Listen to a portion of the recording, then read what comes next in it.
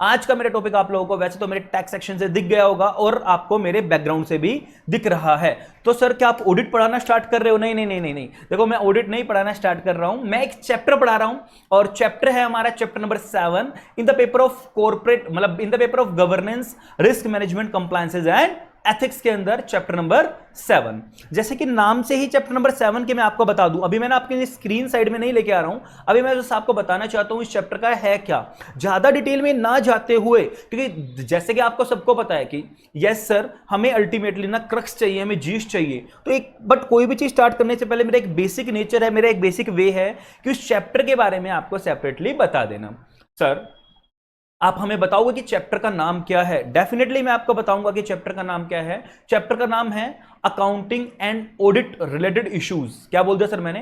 Actually chapter का नाम तो एक है related party transactions and vigil mechanism, but मैंने आपके भाई ने, आपके सर ने, आपके फैकल्टी ने इसको 3 पार्ट्स में डिवाइड कर दिया।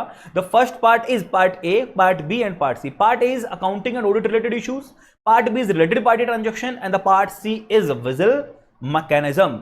सो अगर मैं बात करूं इसकी, तो वेट फॉर अ व्हाइल, मैं इसको शिफ्ट कर देता हूं कि साइड में मेरे को आपको स्क्रीन दिखे। सो मैंने इसको क्या कर दिया है सर, 3 पार्ट में मैंने इसको डिवाइड कर दिया है। Part A, part B, part C. आ रही बात समझ में? पार्ट ए आज मतलब आने वाली 2 क्लासेस में हमारा पार्ट ए चलेगा। एक क्लास में मैं आपका आरपीटी करवाऊंगा और सिंगल क्लास में विजिल मैकेनिज्म करवाऊंगा। अभी मैं पूरा जो मेरा डिस्कशन है वो बस मैं आपको एक ओवरव्यू देना चाहता हूं चैप्टर के बारे में और बेसिकली पार्ट ए के बारे में। Accounting and audit related issues, जैसे कि नाम से भी पता लग रहा है कि अकाउंटिंग, जो चैप्टर का नाम है अकाउंटिंग, सर आपने सबने पढ़ा होगा एग्जीक्यूटिव प्रोग्राम के अंदर अकाउंटिंग क्या हो रहा है। ना मैं अकाउंटिंग की थ्योरी के बारे में जाना चाहता हूं और ना ही मैं अकाउंटिंग के बारे में डिटेल में जाना चाहता हूं। बस इतना मैं बोल सकता हूं कि जो आपने एंट्रीज करी हैं बुक्स ऑफ अकाउंट्स के अंदर, जो आपने ट्रांजैक्शंस की थी, उसको एक फॉर्मलाइज वे में उसको क्या करना, एंटर करना अपने बुक्स ऑफ अकाउंट्स के अंदर, टैली करना, that is called the accounting. उन सारी चीजों को एक सेव वे में, सो दैट कि हम उसके बेस पे अपनी सारी ट्रांजैक्शंस को एक जगह यूनिफॉर्मिटी ले आएं और उसका हम स्क्रूटनाइज करें और उसके बेस पे प्रॉफिट एंड लॉस निकालें, उसका ऑडिट करवाएं और दुनिया को अपनी फाइनेंशियल स्टेटमेंट शो कर पाए, शेयर होल्डर्स को अपनी फाइनेंशियल स्टेटमेंट शो कर पाए। तो अकाउंटिंग तो हमारा ही है। अब उस अकाउंटिंग को आपने अच्छे तरीके से किया है कि नहीं किया है, या मैं बोल सकता हूं फाइनेंशियल स्टेटमेंट्स की इवेल्युएट करना, फाइनेंशियल स्टेटमेंट की रिलायबिलिटी को चेक करना, इंटीग्रिटी को चेक करना, जो आप फाइनेंशियल इंफॉर्मेशन पब्लिक डोमेन में लेके आ रहे हो, ये काम किसका सर? ऑडिटर का। अब ऑडिट कौन करता है? ऑडिटर करता है। ऑडिटर कौन होता है? जिसको शेयर होल्डर अपॉइंट करते हैं अपनी मीटिंग के अंदर। और मैं बोल सकता हूं कि auditor are the watchdog for the financial compliances over the company. Auditors are the watchdog, auditors are the watchdog for the financial compliances of the company. क्या आपने अकाउंटिंग एएस को follow किया है, accounting standards को? क्या आपने auditing standards को properly follow किया है? इसकी जिम्मेवारी किसकी बनती है? ऑडिटर्स की। तो उसी तरीके से चैप्टर का नाम भी हमारा, पार्ट ए का नाम भी हमारा ऑडिटिंग और अकाउंटिंग रिलेटेड इश्यूज। अब सर इश्यूज की बात कर रहे हैं तो नेगेटिव बात जरूर करेंगे यहां कि क्या क्या दिक्कतें आई ऑडिटिंग और अकाउंटिंग के अंदर, जो जो आपने कठिनाइयां सामने आई और उनके ऊपर उनकी मिटिगेटिंग एक्शन, उनको बेसिकली कंट्रोल करने का, या उनके ऊपर क्या गवर्नमेंट ऑफ इंडिया ने एक्शन लिया या वर्ल्ड वाइड एक्शन लिया गया। अब इस चैप्टर के अंदर, इस टॉपिक के अंदर basically part A, part B हमारा क्या सर? आरपीटी। सब बच्चों ने पढ़ा होगा रिलेटेड पार्टी ट्रांजैक्शन। ये वर्ड आते हैं ना सब बच्चों के माइंड में, एक ही सेक्शन आता है, section 188 of the companies act. लेकिन इसके साथ है ना आप एएस भी पढ़ोगे, इसके साथ है ना आप एलओडीआर भी पढ़ोगे, सेबी एलओडीआर रेगुलेशन के बारे में भी हम जिक्र करेंगे। ठीक है जी। पार्ट सी विजिल मैकेनिज्म, सबने ना सेबी एलओडीआर भी पढ़ा होगा, यहां इसके अंदर भी रेगुलेशंस पढ़ेंगे। एक रेगुलेशन जो डील करती है प्लस में कंपनीज एक्ट में सेक्शन 177 सब सेक्शन 9 एंड 10, वो भी हमारा विसल ब्लोअर के बारे में बात करता है, विजिल मैकेनिज्म के बारे में बात करता है, one and the same thing. तो काफी इंपॉर्टेंट चैप्टर है। अगर मैं मार्क्स वाइज बात करूं तो अप्रोक्सीमेटली 10 मार्क्स का चैप्टर आपको एग्जाम में देखने के लिए मिल जाएगा। अप्रोक्सीमेटली 10 मार्क्स का चैप्टर आपको एग्जाम में देखने के लिए मिल जाएगा। और अमेंडमेंट की मैं बात करूं, यस आईसीएसआई ने अभी अभी रिसेंटली अमेंडमेंट की है। और क्या अमेंडमेंट की है? आईसीएसआई ने एक प्रोविजन को इंसर्ट किया है अभी कि एप्लीकेबिलिटी ऑफ द इंडेज, तो वो आपके नोट्स में होगा, थोड़ा सा लेंदी जरूर होगा आपके नोट्स में। ये एप्लीकेबिलिटी ऑफ द इंडेज, ये इंसर्शन किया मार्च के अंदर 2020 के अंदर, और ये आप लोगों के ऊपर एप्लीकेबल होगा। मार्च 2020 का मतलब फर्स्ट टाइम ये हमारा दिसंबर 2020 के एग्जाम में आ चुका है ऑल्दो, बट यस उस टाइम आईसीएसआई ने ये एग्जाम में पूछा नहीं है क्वेश्चन, बट फॉर जून और दिसंबर दिस इज टोटली रेलेवेंट और एग्जाम में आने के चांसेस हैं। आप कुछ बच्चे बोलोगे सर हमें जो नोट्स दिए हैं उसमें ये कुछ है ना ऐसा इंटरफेस नहीं दिख रहा है। यस बच्चों, ये मैंने ना रिसेंटली येस्टरडे नाइट वाले दिन ही मैंने इसको चेंज किया है और उसके बाद ही मैं आप लोगों को ये लेके आया हूं। कोई पैनिक लेने वाली बात नहीं है। जो इसके अंदर लिखा उसको मैंने टेबुलर फॉर्म में कन्वर्ट करके प्लस में कुछ जो ज्यादा एक्स्ट्रा है उसको मैंने कट आउट किया है। क्या किया है? उसको कट आउट किया है। चलो चैप्टर के बारे में एक चीज थोड़ी सी ध्यान से, अब जैसे नाम ही बता रहा है accounting and audit related issues.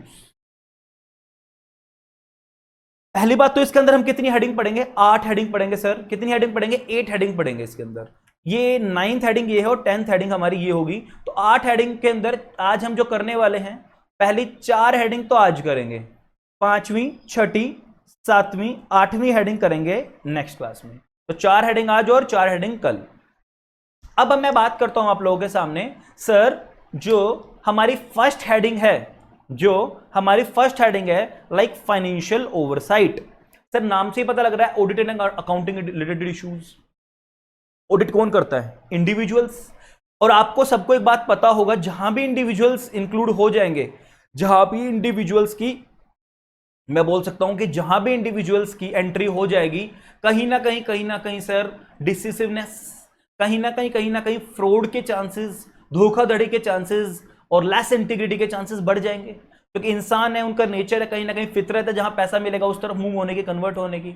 तो वही चीजों को माइंड में रखते हुए फाइनेंशियल ओवरसाइट का कॉन्सेप्ट आया कि जो फाइनेंशियली ट्रांजैक्शंस को क्यों जांचा परखा जाए, क्यों डबलिंग। देखो मैक्सवेल स्कैम अगर मैं यूएस में बोलूं और यूके में बोलूं, एनरॉन स्कैम अगर मैं यूएस में बोलूं, या सत्यम स्कैम इंडिया में बोलूं, बहुत सारे ऐसे ड्रास्टिक हिस्टोरिक स्कैम हुए हैं जो कंपनीज को बेसिकली क्या किए गए हैं, जो पाए गए हैं कहीं ना कहीं सीधे तौर पे या बैकएंड तौर पे देखा गया कि वो सारे के सारे किसके पार्ट पे ड्यूटी किसकी बनती थी, वो मैनेजमेंट की।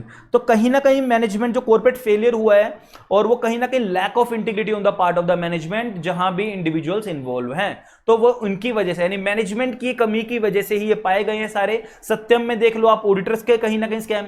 और एक बात ना बहुत प्यारी बोली जाती है और आप लोग भी ध्यान रखना, अगर प्रोफेशनल्स ना चाहें तो इंडिया में कोई फ्रॉड नहीं हो सकता। हर फ्रॉड को जन्म कौन देता है? प्रोफेशनल्स देते हैं। क्योंकि आप लोग ही पढ़े लिखे बैठे हो, इस दिमाग को ना आप कितना भी आप होलिस्टिक वे में चला लो और कितना ही आप इसको नेगेटिव वे में चला लो, वो आपके हाथ में है। तो जब तक प्रोफेशनल नहीं चाहेगा, जब तक फ्रॉड नहीं हो सकता। इधर वो आप सत्यम का देख लो, एनरॉन का देख लो, आप मैक्सवेल का देख लो, कहीं भी देख लो, जो भी कॉर्पोरेट फेलियर हुआ है, मार्केट में ड्रास्टिक चेंज आया है, उन सबके पीछे कहीं ना कहीं प्रोफेशनल्स का हाथ है। तो वही चीज हमारी पहली हेडिंग है, फाइनेंशियल ओवरसाइट। तो सर जनरली ये जो प्रोफेशनल्स इन्वॉल्व होते हैं ना, कहीं ना कहीं कुछ एग्जांपल आपको देखने के लिए मिल जाएंगे। Aggressive accounting. अब सर इसके बारे में, एग्रेसिव अकाउंटिंग आपको, अब आप लोगों के माइंड में ना 3-4 एग्जांपल सुन लो, पहले बस सुन लो। एग्रेसिव अकाउंटिंग कर देते हैं ये लोग, तो फाइनेंशियल जरूरत है कि फाइनेंशियली ओवरसाइट करना, निगाह करना उनके ऊपर, मैं बोल सकता हूं एक तरह से स्क्रूटनी करना, उन चीजों को एसेस करना बार बार फाइनेंशियल ट्रांजैक्शंस को। एग्रेसिव अकाउंटिंग मैनेजमेंट जनरली आपको देखने को मिलेगा, ओवरस्टेट कर करके दिखाना, बढ़ा चढ़ा के दिखाना, आपकी एसेट्स की इतनी वैल्यू नहीं है, उसको फिर भी ज्यादा बढ़ा चढ़ा के दिखाना कि आपकी एसेट्स की इतनी वैल्यू है, आपने इतना कुछ अर्न कर लिया है, एक्चुअली में आपने नहीं किया। तो that is called the aggressive accounting. Then उसके बाद क्या? Earning management. देखो अर्निंग मैनेजमेंट का मैं आपको चीज बता दूं, मैनेजमेंट ना अपनी स्ट्रेटेजी दिखाती है और ज्यादा इनकम दिखाती है, ज्यादा अर्निंग दिखाती है। लाइक फॉर एग्जांपल, एक छोटा सा एग्जांपल मान लो, लीफो मेथड। आपके पास जो स्टॉक बाद में है वो स्टॉक आप पहले सेल करके दिखा रहे हो। आप अपने ना परचेजर को, आप अपने वेंडर को, आप अपने इन्वेंट्री वाले को ये दिखा रहे हो कि हमारे पास तो वो स्टॉक रुकता ही नहीं है, फटाफट जा रहा है मार्केट में और हमारे तो सेल्स अच्छे है। लेकिन जो इतना पुराना जो फीफो मेथड से आया हो, जो स्टॉक रखा है, उसकी इन्वेंट्री कॉस्ट कहां जाएगी? आप उस इन्वेंट्री कॉस्ट को काउंट करके नहीं दिखा रहे, आप अर्निंग में दिखा रहे हो। देखो आ रहा है और हमारा फीफो मेथड से सबसे पहले जा रहा है। तो अगर आपको क्या करना है, वो लीफो को छिपाना है, तो आप क्या करोगे? फीफो को छिपाना, आप लीफो मेथड को फॉलो करना स्टार्ट कर दो। तो गलत अकाउंटिंग है। जो पहले आएगा पहले उसको जाना चाहिए बाहर। आप क्या कर रहे हो? जो बाद में है उसको पहले भेजना, जो पहले का पड़ा है, और उसकी इन्वेंट्री कॉस्ट तो इस तरीके की अर्निंग मैनेजमेंट आप यूज करो। ज्यादा आपको डिटेल में आपके अकाउंट्स के फैकल्टी वगैरह बता पाएंगे, ये टैक्टिक्स क्या होते हैं, जो ऑडिट पढ़ाएंगे वो लोग बताएंगे आपको, ठीक है, जो एग्जीक्यूटिव में पढ़ाया होगा। Fraudulent financial reporting to the manipulate share price. अब आपने ना फाइनेंशियल डीलिंग वही चीज बोल रहे हैं कि फेयर प्राइस को बढ़ाने चढ़ाने के लिए आपने ज्यादा अपने आप में रिवैल्यूएट करके कोई चीज दिखा दी, आपको प्रॉफिट था नहीं और आपने वो प्रॉफिट दिखा दिया, आपने उसमें से लॉसेस कोई हुए हैं वो शो नहीं किए, ट्रांजैक्शन छुपा ली। बोरोइंग्स आपने उठा उठा के अपनी बैलेंस शीट में दिखा दे कि हमारे पास तो एसेट्स खरीद लिया आपने, तो एसेट्स है हमारे पास, लेकिन वो पैसा कहां से आया था, बोरिंग से आया था। बोनस प्लान्स आपने शो कर दिया कि हम तो अपने एम्प्लॉइज को, अपने शेयर होल्डर्स को ये बोनस देना चाह रहे हैं, अपने एम्प्लॉइज को इतना बोनस देना चाह रहे हैं, और एक्चुअली में आप नहीं दे रहे हो, बस प्लान्स आप शो कर रहे हो बार बार। तो ऐसी टैक्टिक्स मैनेजमेंट करती है, तो कहीं ना कहीं बोला गया है कि सर उनके ऊपर ओवरसाइट करने की, निगाह रखने की जरूरत पड़ेगी। जनरली आप एक लोग ना एक चीज देखना, जनरली आप लोग एक चीज देखना कि एग्जीक्यूटिव जो कंपनी के होता है ना, जो मैनेजमेंट होती है, वही क्या है, एबल, सक्षम है, डिसीव, एबल मतलब कौन का मतलब क्या होता है, डिसीव, धोखा देने के इन्वेस्टर्स को। कैसे? Bye manipulating. कैसे इन्वेस्टर्स को धोखा देते हैं वो? मैन्युपुलेट करते हैं चीजों को ना, घुमा फिरा के बोलते हैं ना, मैन्युपुलेट करके बातों को बोलना, मतलब कुछ और बात को किसी और तरीके से रखना, जिससे मतलब घुमा फिरा के बातें करना, और फॉल्सिफाइंग, गलत है उसको सही करके दिखाना financial accounts of the company. तो क्या बोला जा रहा है सर, जो एग्जीक्यूटिव्स हैं जनरली वही लोग धोखा देते हैं इन्वेस्टर्स को, अपनी चीजों को उल्टा फुल्टा करके दिखाना, मैन्युपुलेट करके दिखाना, जिससे क्या है वो अट्रैक्ट हो जाएंगे और हमारी कंपनी में पैसा लगा देंगे। फिर और क्या बोला गया है, जनरली जो मैंने आपको पहले भी बात बोली है, ऑडिटर्स ही जनरली या तो नेग्लिजेंट है, जो उसके काम करना था उन्होंने भरपूर प्रॉपर तरीके से वो काम नहीं किया, इफेक्टिवली वो काम नहीं किया, या फिर उनको पता था वो गलती है। भाई देखो, पहले वाले में तो क्या उसकी गलती नहीं थी, लेकिन उसकी ड्यूटी थी, उसने ड्यूटी फॉलो नहीं की। दूसरे वाले में उसने अपनी ड्यूटी तो फॉलो की, उसको पता है गलतियां हैं, फिर भी पैसे लेके ना अपना भी शेयर वहां रख लिया, और कंप्लायंस मतलब एसोसिएट हो गए इनकरेक्ट या मिसलीडिंग फाइनेंशियल स्टेटमेंट को इशू करने के लिए। ठीक है भाई, आपको पता था गलत है, फिर भी आपने हाँ की, आपने उसमें आपका भी कुछ कमीशन है, फ्रॉड आपने भी किया है। एक चीज आप ध्यान रखना, किसी भी कंपनी को ना अपने आप को अगर अपनी ब्रांड वैल्यू दिखानी है, तो सबसे मेन चीज, अगर उसको मार्केट से पैसा दिखाना है तो उसकी कैपिटल मार्केट में उसकी रिस्पेक्ट हो, तभी equity share holders, preference share holders उसकी कंपनी में पैसा लगाते हैं। तो किसी भी कैपिटल मार्केट के अंदर, कैपिटल मार्केट के ऊपर कॉन्फिडेंस कब अराइज होगा, जब जो आप फाइनेंशियल रिपोर्टिंग कर रहे हो, फाइनेंशियल इंफॉर्मेशन रख रहे हो, उसके अंदर क्या हो, कॉन्फिडेंस होगा। तो जब आपकी फाइनेंशियल रिपोर्टिंग, फाइनेंशियल ट्रांजैक्शंस के ऊपर कॉन्फिडेंस अगर पब्लिक को हो जाएगा ना, इंटीग्रिटी अगर आपकी मेंटेन हो जाएगी कि आप जो भी इंफॉर्मेशन आपकी सही है, तो ऑटोमेटिकली कैपिटल मार्केट पे क्या हो जाएगा, ट्रस्ट हो जाएगा।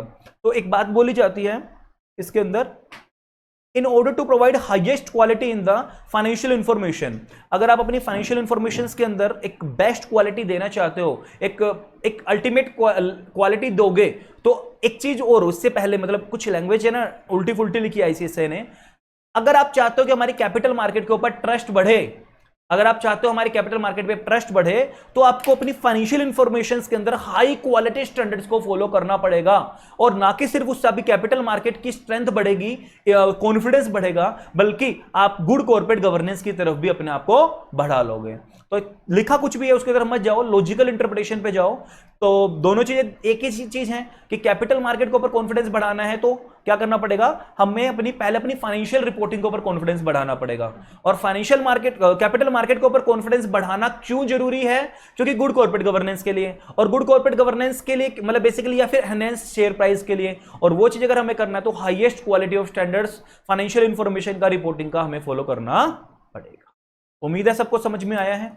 तो एक बात ध्यान रखना, 8 हमारे पॉइंट हैं जो हमें पढ़ने हैं पार्ट ए के अंदर, audit and accounting related issues के अंदर। अभी हमने वही चीज पढ़ी है, फाइनेंशियल ट्रांजैक्शंस को क्यों ओवरसाइट करने की जरूरत पड़ी, क्योंकि जैसे जैसे रिसेंट कॉर्पोरेट फेलियर्स हमने देखे, यूके के अंदर हमने बेसिकली क्या देखा, मैक्सवेल, यूएस के अंदर हमने एनरॉन देखा, इंडिया के अंदर सत्यम देखा, वो बहुत सारे ऐसी चीजें। तो और कहीं ना कहीं ना सारे के सारे स्कैम्स के अंदर मैनेजमेंट का और प्रोफेशनल्स की इन्वॉल्वमेंट थी। तो जहां इंडिविजुअल्स की इन्वॉल्वमेंट आ जाएगी, और इंडिया में या फिर वर्ल्ड में प्रोफेशनल नहीं चाहे तो कोई 0% स्कैम नहीं कर सकता। तो हर स्कैम में कौन इन्वॉल्व है, प्रोफेशनल्स। तो कहीं ना कहीं जैसे मैंने एग्जांपल भी दिए, एग्रेसिव अकाउंटिंग करना, अर्निंग मैनेजमेंट करना, अपने फाइनेंशियल अकाउंट्स को क्या करके दिखाना, बढ़ा चढ़ा के दिखाना, जिससे शेयर प्राइस बढ़ जाए, बोरोइंग्स करना, बोनस प्लान्स करना। तो ये सारे आपके कुछ एलिमेंट आपको देखने के लिए मिल जाएंगे। तो एक छोटा सा एक ये हमारे इस चैप्टर का क्या था, इंट्रोडक्शन, और मैं बोल सकता हूं पहली हेडिंग भी थी। तो एक बार 1 मिनट के लिए उसको रीड करना स्टार्ट कर दो। और जिस बच्चे की बुक में ना ये चार्ट नहीं बनाना तो पैनिक नहीं लेना है, जस्ट मैंने इसको चार्ट फॉर्म में कन्वर्ट कर दिया इसको पहले, और ये लास्ट में ना रेड रेड जो मैंने किया है बस ये एडिशन इसके अंदर कर दिया। All that is not the part for your exam, ये रेड रेड जस्ट समझाने के लिए जब मैं बता ही रहा हूं ना, तो आप लोगों कुछ लेक्चर वाले बच्चों को तो, और कुछ जो बच्चे मेरा यूट्यूब पे देख रहे होंगे तो कुछ उन बच्चों को भी बेनिफिट तो कुछ एक्स्ट्रा ऑर्डिनरी बुक से होना चाहिए। ऑल्दो ये नहीं कि जो आप पढ़ रहे हो एक्स्ट्रा ऑर्डिनरी नहीं है, बुक्स के अंदर मॉड्यूल से कुछ बहुत सारी सिंप्लीफाइड लैंग्वेज करके ही मैंने अपनी गवर्नेंस की बुक के अंदर ड्राफ्ट की है। और मेरे पास बच्चे मैसेज करते हैं कि सर क्या आपके सेपरेट नोट्स मिल जाएंगे? यस, मेरे सेपरेट नोट्स अवेलेबल हैं। जिस बच्चे को भी सेपरेट नोट्स चाहिए गवर्नेंस के, तो वो बच्चा क्या कर सकता है, मुझे मेरे नंबर पे कॉल कर सकता है। और कॉल का नंबर जो मेरा है नीचे स्क्रीन पे रिफ्लेक्ट भी हो रहा है आप लोगों को, 9996065006 नंबर पे। एंड देन आपको लेटेस्ट नोट्स मैं जो जिम्मेवारी लूंगा, मैं जो रिस्पॉन्सिबिलिटी लूंगा कि आपको लेटेस्ट अवेलेबल होंगे, वो मेरे एंड पे जो मेरे नंबर पे बच्चा व्हाट्सएप करेगा ना, या मेरी वेबसाइट पे करेगा जो आने वाली है, मैं उसी की इंश्योरिटी ले सकता हूं। किसी इंटरमीडिएट प्लेटफॉर्म पे अगर आपको लेटेस्ट मिले या ना मिले उसकी चीज की मैं जिम्मेवारी नहीं लूंगा। प्लस आपको फ्री बुक भी मैं हार्ड कॉपी के साथ अवेलेबल कर दूंगा इसमें, है ना। तो एक बार 1 मिनट लेके आप लोग उसको एक बार देख लो, इसका ओवरव्यू।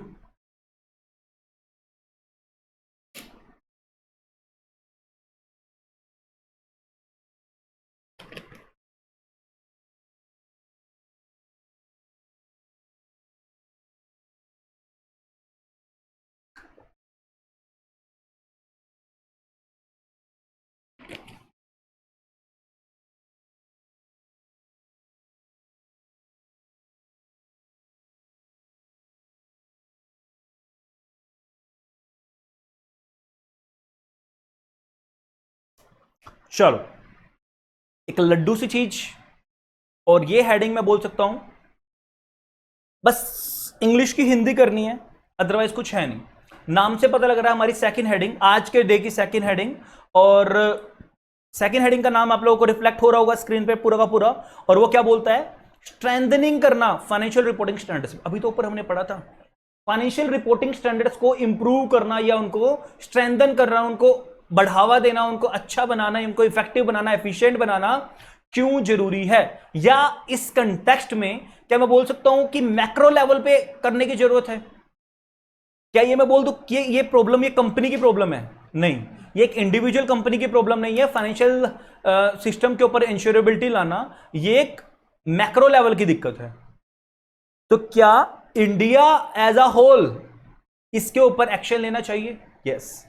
इस चीज को हमारे गवर्नमेंट ऑफ इंडिया ने समझा और हमारे एमसीए ने समझा, और क्या किया, आईसीएआई इंस्टीट्यूट ने समझा, और क्या किया, इसके ऊपर जो हमारे ऑडिटिंग स्टैंडर्ड थे, अकाउंटिंग स्टैंडर्ड थे, बेसिकली अकाउंटिंग स्टैंडर्ड थे, उनको अलाइन कर दिया, इन लाइन कर दिया, अलाइन कर दिया, या फिर मैं बोल सकता हूं in tune, in align, in tune, और in convergence, in converge with the international accounting standard.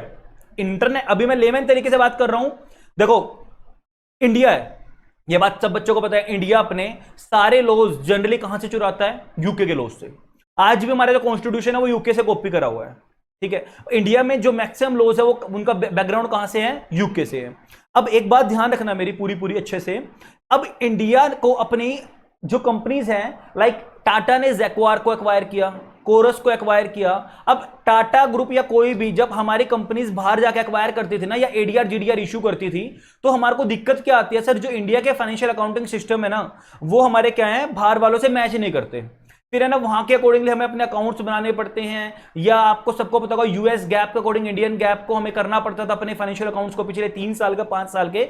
बड़ी दिक्कतें आती हैं। इन सारी चीजों को समझा और यूनिफॉर्मिटी लाने के लिए, एक कन्वर्जेंस लाने के लिए इंडिया के अकाउंटिंग स्टैंडर्ड्स को किस चीज के साथ, इंटरनेशनल लेवल पे इंडिया ने क्या किया, अपने अकाउंटिंग स्टैंडर्ड्स को कन्वर्ज किया, यूनिफॉर्मिटी लेके आए। और किसके साथ किया? इंटरनेशनल अकाउंटिंग स्टैंडर्ड, जिसको हम प्यार से बोलते हैं IFRS, international financial reporting standards. ये बेसिकली रिपोर्टिंग को डील करते हैं, उनके साथ अलाइन किया। अब एक बात ध्यान रखना, बिल्कुल लेमन तरीके से सुन लो, कहानी है, बस कहानी सुन लो। जो भी हमारे डायरेक्टर्स हैं, जो भी हमारे मैनेजमेंट हैं, जो मैं बोल सकता हूं management director one of the same thing, या जो भी हमारे ऑडिटर हैं, कहीं ना कहीं वो अपनी ना डिस्क्रिशन, क्या मैं बोल सकता हूं, अपनी इच्छा अपनी मर्जी, अपनी आर्बिट्रेरीनेस दिखाते थे अपने अकाउंटिंग ट्रांजैक्शंस को दिखाने में, अपनी फाइनेंशियल इंफॉर्मेशंस को शो करने में। अब उनकी आर्बिट्रेरीनेस, अगर मैं एक बात बोल दूं, मैं एक सिंगल कोड ही ना बनाऊं, मैं एक सिंगल यही ना बोलूं कि इस टाइप की कंपनीज के ऊपर ये फॉलो करना पड़ेगा, तो उसमें क्या होगा, अब कोई तो कुछ बना के चलेगा, कोई कुछ बनाएगा, कोई कुछ बनाएगा। अब कल को अगर कंपनी सब्सिडियरी होल्डिंग कंपनी बनाएगी तो दिक्कतें आएंगी, कल को कोई वो किसी और के साथ ट्रांजैक्शन कर रहा है, वो अपना फाइनेंशियल अलग बना रहा है, वो अपना अलग कर रहा है, तो दिक्कतें आएंगी। तो हुआ क्या, हुआ अभी छोटा सा एग्जांपल लूं मैं, जैसे जीएसटी में कोई कंपोजिट स्कीम को फॉलो करता है, अब कोई नॉर्मल स्कीम को। अब पिछले दिनों मेरी मैरिज के टाइम पे मैंने अपना ना कुछ प्रोडक्ट लिए इलेक्ट्रॉनिक गैजेट्स के। अब वो जो वेंडर था जिससे मैंने उसको परचेज किया, तो वो जो रिटेलर था, वेंडर था, उन्होंने कंपोजिट स्कीम ले रखी थी। अब उन्होंने बोला हाँ मैं ठीक है जीएसटी इनवॉइस दे दूंगा, बट बाद में मैंने उस चीज को चेक किया, यार तुम तो कंपोजिट स्कीम लेके बैठे हो, आप तो दे ही नहीं सकते हो मुझे। उन्होंने बोला हाँ मेरे पास जीएसटी नंबर है, उन्होंने नहीं बोला दे दूंगा, तो उसको तो मैं क्रेडिट ले ही नहीं सकता था। तो दिक्कतें आएंगी बिजनेस करने में। तो इस चीज को और मैं बोल रहा हूं कि मैनेजर्स की या ऑडिटर्स की मनमानी ना चले, डिस्क्रिप्शन ना चले, उस चीज को, उस स्कोप को कम करने के लिए, to reduce the scope of management और ऑडिटर्स डिस्क्रिप्शन, क्या होगा, इन प्रिपेयरिंग फाइनेंशियल स्टेटमेंट क्या जरूरत है, better financial standards are required. ऐसे फाइनेंशियल स्टैंडर्ड बना दो कि जिसमें किसी को कंफ्यूजन ही ना रहे, सबको पता भाई मेरे ऊपर ये लगेगा और मुझे इस तरीके से काम करना है। तो टू रिड्यूस, साथ साथ बोलो, to reduce the financial to reduce the scope for management and auditors discretion while preparing the financial standards statements, better financial standards are required। फिर क्या बोला गया, to improve the financial reporting standards। अब financial reporting standards, ऊपर बोला था financial standards बना देंगे बेटर, अच्छे। अब उन स्टैंडर्ड्स को इंप्रूव करने के लिए क्या किया गया, India has revised it's accounting standards in line, in tune with the international financial reporting standard IFRS। Done, 2 point हुए, अच्छे से हो गए हमारे 2 पॉइंट। पक्का कोई इसमें डाउट नहीं है? किसी बच्चे को डाउट है तो आप नीचे कमेंट में डाल दो, क्योंकि ये वीडियो आप यूट्यूब पे देख रहे होगे अभी। देन उसके बाद in tune with the global trend of adopting IFRS। अब देखो ग्लोबली एक चीज देखी गई थी, सब है ना IFRS एक तरह से कुछ कंट्रीज ने मिलकर ना इसको ड्राफ्ट कर दिया, और सारी कंट्रीज क्या करती थी मेनली सब, अब है ना इसको फॉलो करना, एक बोल रहे एक यूनिफॉर्म फॉलो करना स्टार्ट कर दो, दिक्कतें नहीं आएंगी। अब जैसे जैसे ग्लोबली एक ट्रेंड बन चुका था कि IFRS को सब अपना as a reporting standards, financial reporting standards follow कर रहे थे, तो इंडिया वाले क्यों पीछे रहेंगे? एक रिपोर्टिंग लैंग्वेज मान रहे हैं। देखो हम फाइनेंशियल स्टेटमेंट बनाते हैं तो एक रिपोर्टिंग लैंग्वेज, हम जैसे XBRL है, इसी तरीके से फाइनेंशियल IFRS को हम एक रिपोर्टिंग लैंग्वेज मान के चल रहे हैं, तो ग्लोबली उस चीज को माना जा रहा था। तो इस चीज को माइंड में रखते हुए इंडिया ने भी क्या किया, फैसिलिटेटेड द कन्वर्जेंस, मतलब एक तरह से यूनिफॉर्मिटी लेके आए। कन्वर्जेंस का मतलब ये नहीं कि कन्वर्ट कर दिया एग्जैक्टली, वो बोल रहा है अपने वालों को उनके अकॉर्डिंग यूनिफॉर्म कर दिया। मैं कन्वर्ट नहीं बोलूंगा, मैं बोलूंगा टू द एक्सटेंट पॉसिबल अपने अकाउंटिंग स्टैंडर्ड्स को IFRS से अलाइन कर दिया, जो हमारी परिस्थितियों को देखते हुए यूनिफॉर्म कर दिया, of the accounting standards of India with the IFRS। तो क्या मैं बोल सकता हूं आज के दिन जो पहले अकाउंटिंग स्टैंडर्ड्स होते थे अब उसको इंडेज बोलते हैं? अब ये क्यों बोलते हैं, और AS क्या होता था और इंडेज क्या? AS थे 28 टोटल, अब इंडेज क्या है, और इंडेज कब रूल्स जब आए, तो इंडेज का जन्म कब हुआ और वो कब हुआ AS का, तो वो सारा कुछ हम पढ़ेंगे। इसको किसने कॉइंड किया इंडिया में इंडेज को? मैं बोल सकता हूं रिकॉग्निशन दी कंपनीज एक्ट ने, अंडर विच सेक्शन 133 के अंदर। क्या बोल दिया, इंडिया में अकाउंटिंग स्टैंडर्ड्स को रिकॉग्निशन दी किसने? कंपनीज एक्ट ने सेक्शन 133 के अंदर, प्लस रूल्स बनाए companies Indian accounting standards rules 2000 I guess 15, wait for a while, yes 2015 companies Indian accounting standards rules, और इसके नीचे ने एक एनेक्चर डाल दिया, annexure to the companies rules. तो वो एनेक्चर के अंदर हमने क्या बताया, इंडियन अकाउंटिंग स्टैंडर्ड्स इंडेज। उसी तरीके से जो पुराने थे हमारे वो क्या थे, वो भी अपने आप में एनेक्चर थे, लेकिन वो कहां डाले गए थे अकाउंटिंग स्टैंडर्ड्स, वो इंडेज नहीं थे, वो बस अकाउंटिंग स्टैंडर्ड थे। इनको इंडेज, इंडिया के accounting standards, companies accounting standard rules 2006 के अंदर। तो वो क्या थे, ये क्या इंडियन अकाउंटिंग स्टैंडर्ड, वो क्या थे अकाउंटिंग स्टैंडर्ड रूल्स 2006 2015, उसके एनेक्चर में डाल दिया। ठीक है ना बात? तो एक ये छोटी सी चीज है। तो इंडिया वाले कहां शांत रहने वाले थे, इंडिया ने भी समझा समय की नजाकत को समझते हुए इंडिया वालों ने भी क्या किया, अपने स्टैंडर्ड्स को चेंज किया। 3 पॉइंट हमारे क्लियर हुए। फिर जो भी हमारे एग्जिस्टिंग इंडियन अकाउंटिंग स्टैंडर्ड्स थे ना, वही चीज बोली जा रही है, all the existing Indian accounting standards were revised and converged with the corresponding international accounting standards या आईएफआरएस। तो कन्वर्ट कर दिया, वही चीज है बार बार same. These converged accounting standards are called Ind AS. ठीक है ना, बता चुका हूं मैं आपको ग्रैंड लेवल पे, तो ये तो छोटा बच्चों वाली चीजें हैं। अब वही चीज मैंने आपको बता दी, कंपनीज एक्ट ने क्या किया, सेवरल सेक्शंस के अंदर कॉग्निजेंस दी, कॉग्निजेंस का मतलब रिकॉग्निशन दी, पहचान दी, cognizance to the Indian accounting standards which are standard converge with IFRS. Standard way में कन्वर्ज यानी यूनिफॉर्मिटी लेके आए थे किसके साथ, आईएफआरएस। बता चुका हूं सारा का सारा। एक बात और ध्यान से, जो ये बनाए गए थे ना ये इंडियन अकाउंटिंग स्टैंडर्ड्स, किसने बनाए थे, ऑन द रिकमेंडेशन ऑफ नकास।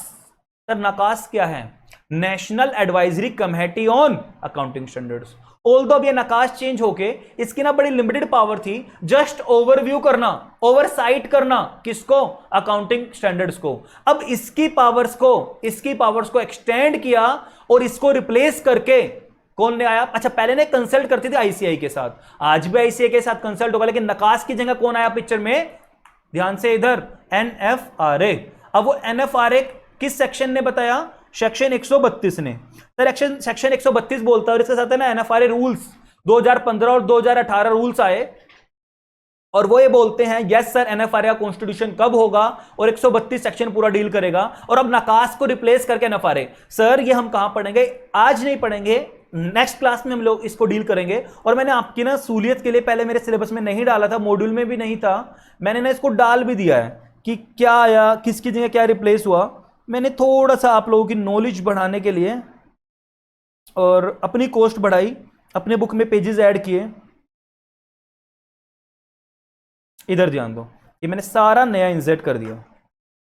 पहले नकास था, for making recommendation on the accounting policy, accounting standards को, लेकिन इसकी पावर को और बढ़ाया, ना कि सिर्फ ओवरसी करना, रिकमेंड करना, ऑडिट से रिलेटेड भी उनको चेंज करना, उनको टाइम टू टाइम बताना कि हाँ भाई ये जरूरत है, नए कहां से बनेंगे, कब बनेंगे, उनको रिकमेंड, ये सारी पावर्स बढ़ाई। और किसको जन्म दिया, NACAS was replaced by the NFRA. ठीक है ना, और इनका रोल भी एक्सपेंड किया है। ठीक है, 76 एनुअल रिपोर्ट जो बन के आई थी, 37th एनुअल रिपोर्ट के अंदर। ठीक है, चलो अभी मैं वहां नहीं जा रहा हूं, जब नेक्स्ट लेक्चर में आएंगे तो जब बड़ा एंजॉय करने वाले हैं। और मैं बोल सकता हूं बच्चों को ने चैप्टर थोड़ा सा टफ लगता है, जिन बच्चों ने ना अकाउंट्स अच्छे से नहीं किया था, एग्जीक्यूटिव प्रोग्राम के अंदर ऑडिट नहीं किया था, और बट यस ये चैप्टर ने बिल्कुल लड्डू बना दिया है। मैंने इस चैप्टर पे इतनी मेहनत कर दी आप लोगों के लिए, अभी नहीं, इतने अटेम्प्ट हो चुके पढ़ाते हुए, इतनी बार इतनी रिपीटेशन हो चुकी है गवर्नेंस पढ़ाते हुए, तो वो चीज ना सारी टिप्स पे है, और अब ये पता लग जाता है कि कौन सी चीज ज्यादा इंपॉर्टेंट है। और वही चीज अब मैं जब रिवीजन मैंने आप लोगों को बोला है कि मुझे कमेंट में बताना कि कब से आप लोग अपना पढ़ लोगे, उसके बाद मैं रिवीजन करवाऊं, क्योंकि मैं रिवीजन करवाऊंगा और आप लोग पढ़े नहीं होगे तो वो रिवीजन कोई बेनिफिट नहीं होगा। और ये भी मुझे बताना कि चैप्टर वाइज रिवीजन करवानी है या 2-3 चैप्टर का एक बंच करके कुछ 2-3 घंटे की एक बार में रिवीजन कर लें। ठीक है, ड्राफ्टिंग और गवर्नेंस की मैं सोच रहा हूं कि अप्रैल के अंदर हम खत्म कर देंगे रिवीजन, और उसके बाद डी डिलीजेंस की जो रिवीजन होगी या जिस भी सब्जेक्ट की मैं, मतलब अगर due to suitability of the time हम लोग स्टार्ट करें, वो करेंगे मई के मंथ में। ठीक है, तो वही चीज बोलेंगे, सेंट्रल गवर्नमेंट ने कंसल्ट करके नकास से, यानी National Advisory Committee on Accounting Standards had notified the companies Indian accounting standard rules 2015। तो companies Indian accounting standard rules बनाए 2015 in exercise of the power conferred by the section 133 and section 469 of the companies Act and subsection 1 of the section 210 of the 1956 act. और ये rules कब से effect में है, 1 अप्रैल 2015 से। ठीक है, इतना कोई पूछने नहीं वाला एग्जाम में कौन कौन से सेक्शन से क्या आया निकल के, बस इतना याद रखो, सेक्शन 133 के अंदर पावर थी, उसको यूज करके नकास के साथ कंसल्ट करके सेंट्रल गवर्नमेंट ने रूल बनाए। सर अभी तो आपने एनएफआरए बोला, अरे भाई एनएफआरए का जन्म ही लेट हुआ था, उससे पहले ये रूल आ गए थे। एनएफआरए का जन्म भी शायद 2015 के बाद ही हुआ, 18 के आसपास जन्म ही एनएफआरए का जब हुआ है। ठीक है, उस टाइम नकास ने इनिशियली बनाया था, और नकास की वो सारी पावर किसको दे दी, एनएफआरए। अब इनको कौन रेगुलेट करता है, इंडेज वगैरह को, एनएफआरए। डन। जो भी आप हमें बोल रहे हो, अभी हमें ना कंफ्यूजन हो गई, एक तो आप बोल रहे हो इंडेज, एक आप बोल रहे हो एएस। इंडेज का मतलब इंडिया के अकाउंटिंग स्टैंडर्ड्स, और उसका मतलब अकाउंटिंग स्टैंडर्ड्स, ज्यादा डिफरेंस नहीं है। ज्यादा डिफरेंस नहीं है, मैं आपको बता दूं। इन ये कब किसने कॉग्निजेंस दिया इनको? सेक्शन 133 ने। सर कहां कॉग्निजेंस दिया इसको? रूल्स बनाए। क्या रूल्स बनाए sir? Companies Indian accounting standards rules 2015, और इसके नीचे एक एनेक्स्चर डाल दिया, और उस एनेक्स्चर के अंदर ये एएस डाल दिया, जिसका नाम क्या दिया? इन tune, in align with the international standards यानी आईएफआरएस को यूनिफॉर्मिटी लेके आए और अपने रूल्स के अंदर सब्जेक्ट टू मॉडिफिकेशन किया और उनको नाम दिया इंडेस का।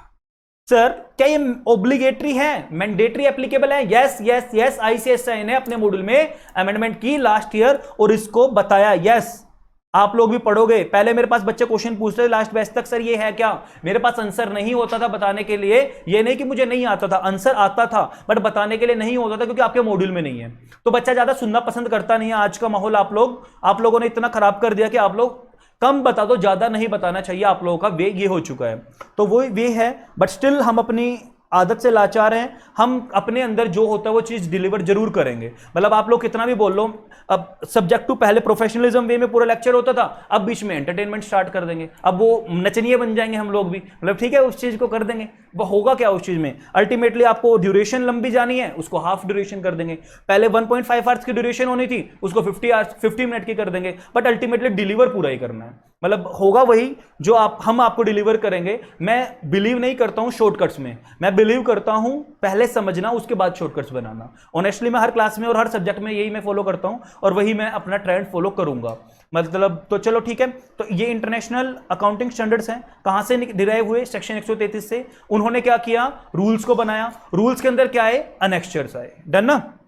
देन कहां मैंडेटरी ऑब्लिगेटरी है सर हमें फॉलो करना? रूल 4 के अंदर, रूल 4 के अंदर। ठीक है जी।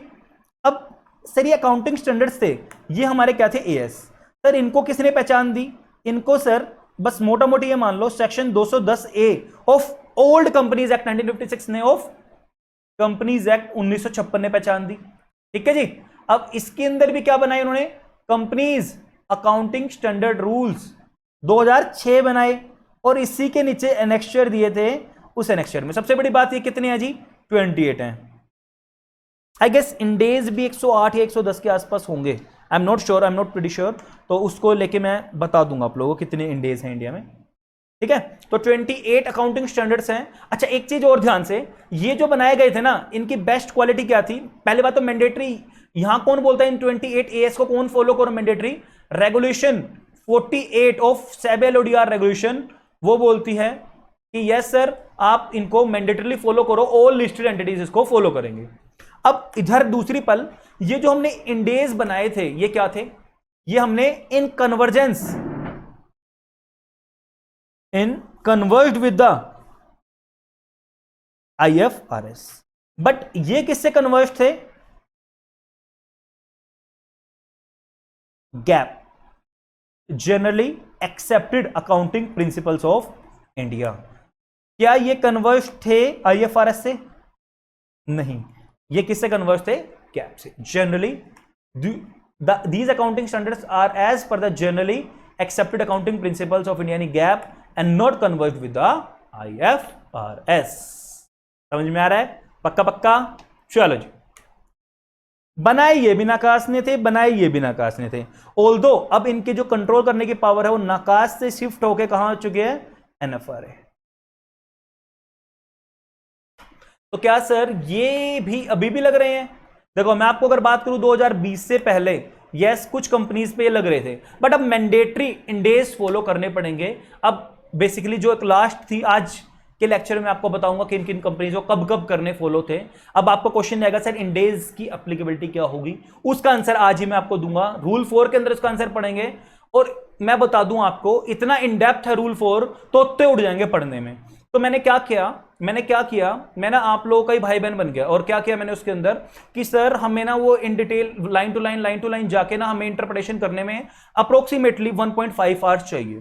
तो अब आप बताओ मुझे कि मैं 1.5 आवर्स इस पे उस सेक्शन को पढ़ने में डिवोट करूं, पढ़ाने में डिवोट करूं, या फिर हम जो उसके ऊपर मैंने उठा के एक चार्ट या एक पिक्टोरियल वे में उसको मेहनत की है और वो सारा डिपिक्ट करेगा, सारा शो करेगा वो पहले वाला, या फिर उसको कर लें, या फिर उसको कर लें। अब ऑब्लिगेशन वाली बात मैंने आपको बता दी, रूल वाली बात मैंने आपको बता दी। हेलो जी, कैसे हो आप लोग? तो उम्मीद है सब अच्छे होंगे। चलो आज हम अपना आगे चैप्टर स्टार्ट करते हैं। चलो स्टार्ट करते हैं, और उम्मीद है सब, लास्ट क्लास वाला तो इतना कुछ था नहीं जो मैं रिपीट करूंगा, तो आगे ही बढ़ते हैं। बस ये याद रख लो कि 3 पार्ट में इस चैप्टर को मैंने डिवाइड किया है, part number A, part B और part C. Part A is accounting and audit related issues, part B is, अगर मैं बात करूं आपको, related party transaction, and part C is vigil mechanism. तो ये सारा हम एक सिंगल क्लास में, ये एक क्लास में ये डिसाइड करेंगे, और 2 क्लासेस और 3 क्लासेस बेसिकली हम लगाने वाले हैं पार्ट ए पे। डन।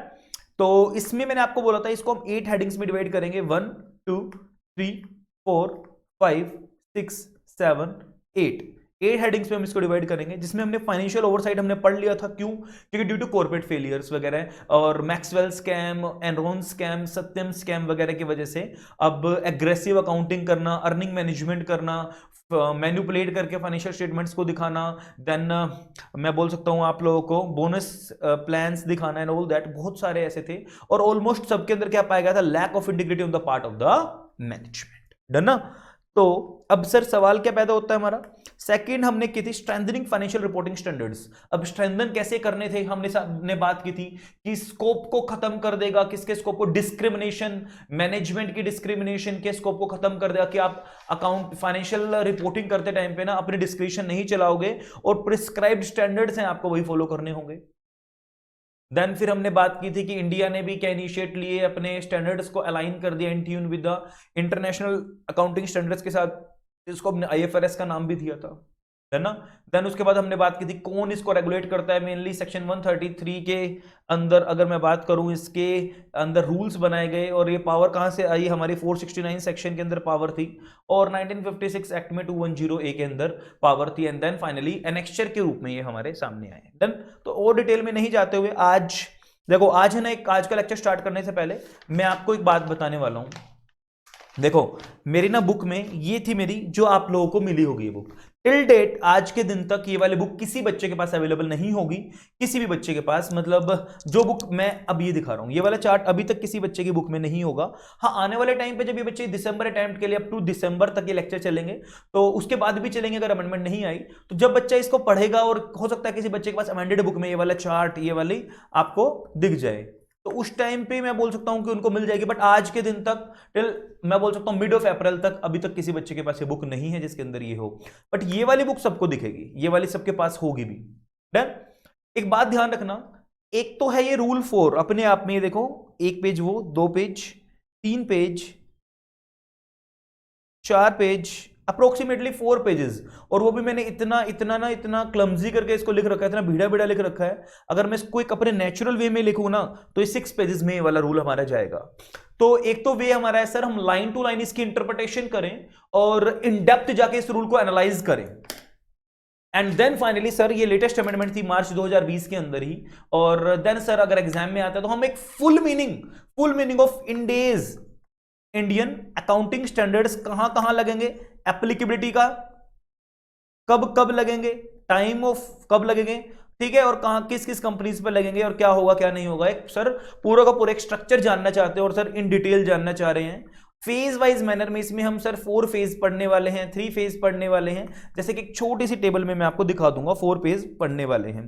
तो फेज वाइज मैनर में एक तो मैंने आपको बता दिया सर, 4 पेजेस की जो मेहनत है ना, जो 4 पेजेस में आप लोगों को पढ़ना है मेरी बुक के अकॉर्डिंग, अदरवाइज 5 पेज, मतलब जिसको खुला खुला लिखूं तो मैं 6 पेज खुला खुला लिखूं तो 1 पेज में या हाफ पेज में ये, और यही चीज जो ऊपर बोली गई इसको टेबुलर फॉर्म में मैं बोल सकता हूं हाफ पेज में मैंने समअप कर दिया। ठीक है, तो क्या गया?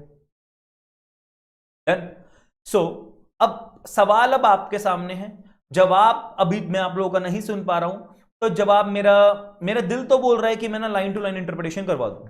देखो ऑनेस्टली दिल मेरा बोल रहा है लाइन टू लाइन पढ़ाने के लिए, क्योंकि मेरा वे ना शॉर्टकट्स अपनाना नहीं है। चाहे वो पेपर गवर्नेंस हो, बच्चा बोलता है सर गवर्नेंस, अरे भाई तभी तो मेरे में और औरों में डिफरेंस है, तभी तो मेरे लेक्चर्स में और औरों के लेक्चर्स में डिफरेंस है कि मैं बच्चे को ये नहीं देखता हूं कि थियोरेटिकल सब्जेक्ट है, मैं उसमें भी अपना वही एफर्ट्स लगाता हूं इंटरप्रिटेशंस का जो लो में लगाते हैं, और आप लोग तो हैबिचुअल लो पढ़ने के, तभी आप लोगों को मेरे लेक्चर्स अच्छे लगते हैं।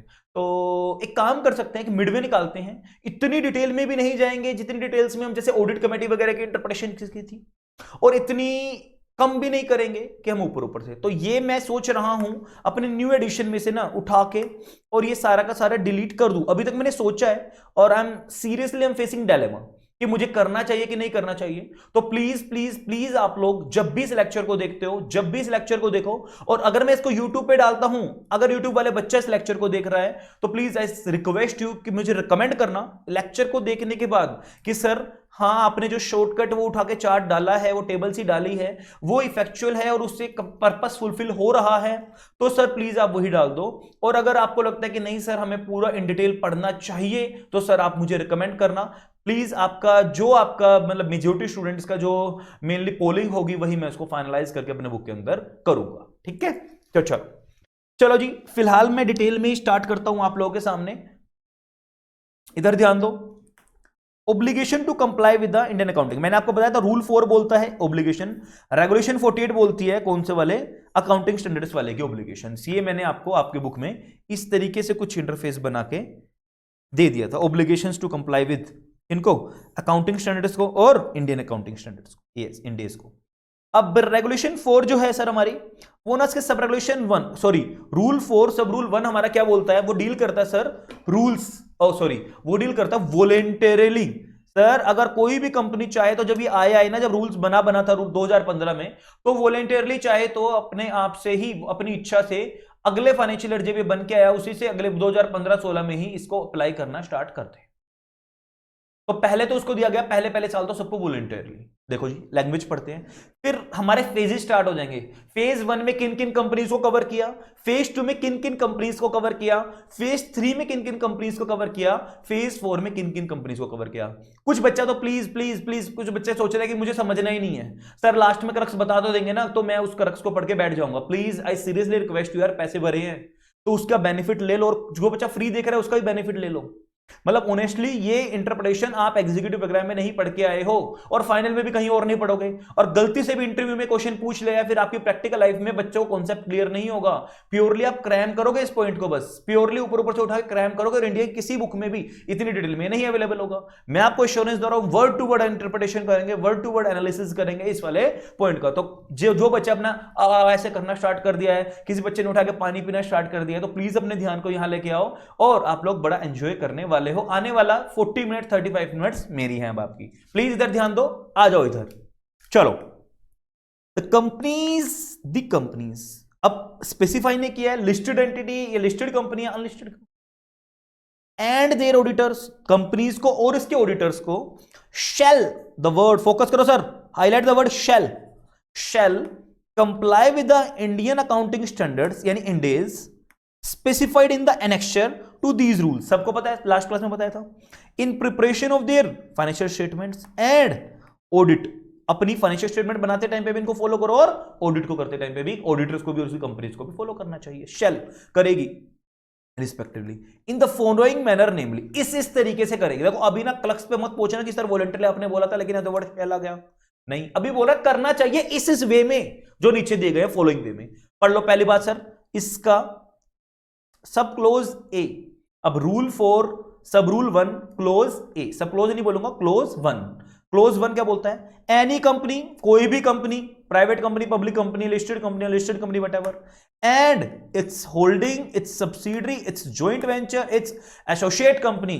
तो आ जाओ जी, मैं नोट्स बनाते हुए चलूंगा। मेरे प्यारे बच्चों को, सबको, मेरे भाई बहनों को, किसी को भी किसी में भी कोई भी प्रॉब्लम ना आए और बाद में वो बच्चा परेशान ना और अपनी खुजाए नहीं बैठ के सर को और ज्यादा परेशान ना हो।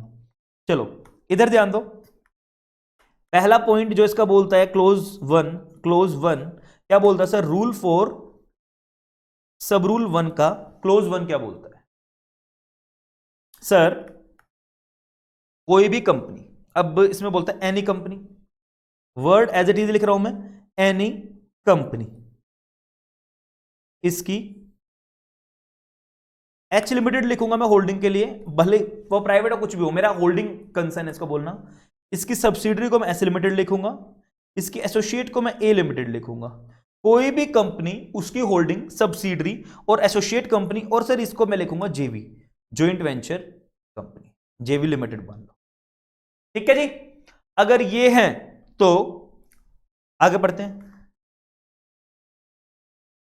मे, हाईलाइट द वर्ड मे, ऊपर था शेल। तो इन कंपनीज को, ये कंपनीज की holding subsidiary joint venture associate company को चाहे तो कंप्लाई कर सकती है with the Indian accounting standard इंडेज for financial statement. कब? फॉर अकाउंटिंग, अपनी फाइनेंशियल स्टेटमेंट बनाने के लिए। फॉर अकाउंटिंग पीरियड, किस पीरियड के लिए? जिसके लिए हम कैलकुलेट करते हैं उस पीरियड को। कौन सी पीरियड को? बिगिनिंग ऑन और आफ्टर 1 अप्रैल 2016। तो सर बोला जा रहा है 2015, 1 अप्रैल 2015 से लेके 31 मार्च 2016 के लिए। तो पहले टाइमलाइन क्या बोला सर? विद द कंपेयर, ये काट दो, कुछ नहीं है, with the comparative for the period ending 31 मार्च 2015 और देर, मतलब जो आपको करना था इस साल, यानी जो एएस चल रहे थे उससे कंपेरेटिव करके आप इनको फॉलो कर सकते हो, इनको ना फॉलो करके आप इनको कर सकते हो, और उसके बाद आने वाले टाइम पे आपको करना पड़ेगा। अच्छा, कुछ क्वेश्चंस मेरे ना आंसर देना। एक बार तो आपने इंडेज फॉलो कर लिए, उसके बाद आप अगले साल से ना फिर दोबारा से एएस फॉलो कर रहे हो, क्या इज इट पॉसिबल? आप में अभी वॉलंटरली कर रहे हो, अगले साल से आप दोबारा से एएस पे आ गए हो? नहीं नहीं नहीं, इसका आंसर आपको लेक्चर के अंदर आने वाले टाइम पे मिलेगा। ठीक है, तो इतना समझ में आ गया आप लोगों को टाइमलाइन में। तो सबसे पहली चीज, ये कंपनी चाहे तो अपने अकाउंटिंग ईयर में, अकाउंटिंग ईयर से क्या कर सकते हैं? इंडेज, ये कर लेना, इंडेज को फॉलो कर सकते हैं। अकाउंटिंग ईयर बिगिनिंग कहां से होगा हमारा? 1 अप्रैल 2015 टू 31 मार्च 2016। अच्छा, ये कंपनीज कैसे करेंगी? वॉलंटरली, वर्ड लिखा था मी, चाहे तो आप लोग कर सकते हो। टाइमलाइन में सबसे पहले टाइमलाइन हमारी भी, बाद में टाइमलाइन बनाते हैं। अब क्लोज टू की तरफ हम आगे बढ़ रहे हैं सर।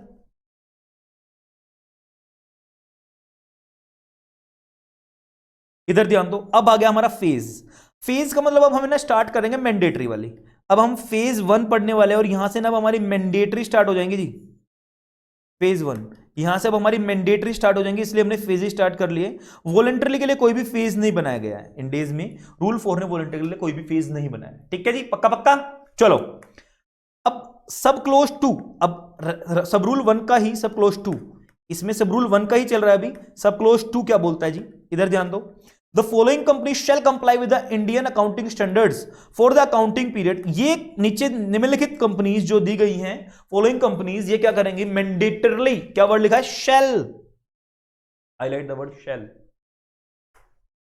अकाउंटिंग पीरियड जो कब से स्टार्ट हो रहा है? ऑन और आफ्टर 1 अप्रैल 2016 विद द, ये काट दो, with the comparative of the period of ending, मतलब जो आपको करना था उसको ना करके आप इस अकाउंटिंग ईयर में आप क्या करोगे? ये फॉलो करोगे। मतलब जो 31 मार्च तक करते आ रहे थे, आप उसकी जगह, यानी एएस फॉलो करते आ रहे थे 31 मार्च 2016 में, उसकी जगह आप 1 अप्रैल से, अब अगले वाले फाइनेंशियल ईयर में, आप अकाउंटिंग ईयर में आप क्या करोगे? इंडेज को फॉलो करोगे, एंड देयर आफ्टर रिस्पेक्टिवली। अगर आपने कर, एक बार इस साल भी करोगे और आने वाले साल में भी करते रहोगे। सर कौन सी कंपनीज? ध्यान से ध्यान से ध्यान से ध्यान दो इधर। कंपनीज हुज इक्विटी और डेट सिक्योरिटीज आर लिस्टेड। अरे वाह, क्या बोल सकता हूं? लिस्टेड एंटिटी, लिस्टेड कंपनीज जिसकी सिक्योरिटीज लिस्टेड हो, और in the process of being listed, या तो लिस्ट हो चुकी हैं या होनी हो। सर एक तो जिसकी एप्लीकेशन गई हुई है, इन प्रिंसिपल अप्रूवल वगैरह ले ली। दूसरी बात, सर क्या इंडिया में लिस्टेड या इंडिया से बाहर लिस्टेड? आएगा भी आगे। On any stock exchange in India और आउटसाइड इंडिया, तो जिसके एडीआर जीडीआर ये इशू हो और वो लिस्टेड हो, तो वो कंपनी भी। And having net worth of ₹500 crore और मोर। इधर ध्यान दो, अब मैंडेटरी के लिए कौन सी कंपनी की बात की गई है? फॉलोइंग कंपनीज बोला गया जी। अब कौन सी कंपनीज? सारी कंपनियां holding subsidiaries word, although prime of facie use नहीं किया गया है, बट आएगा वो वर्ड भी, ऐसा मत माना नहीं आएगा। कोई भी कंपनी, अब वर्ड लिखा गया एनी कंपनी, कंपनीज, वर्ड ध्यान से पढ़ो, कंपनीज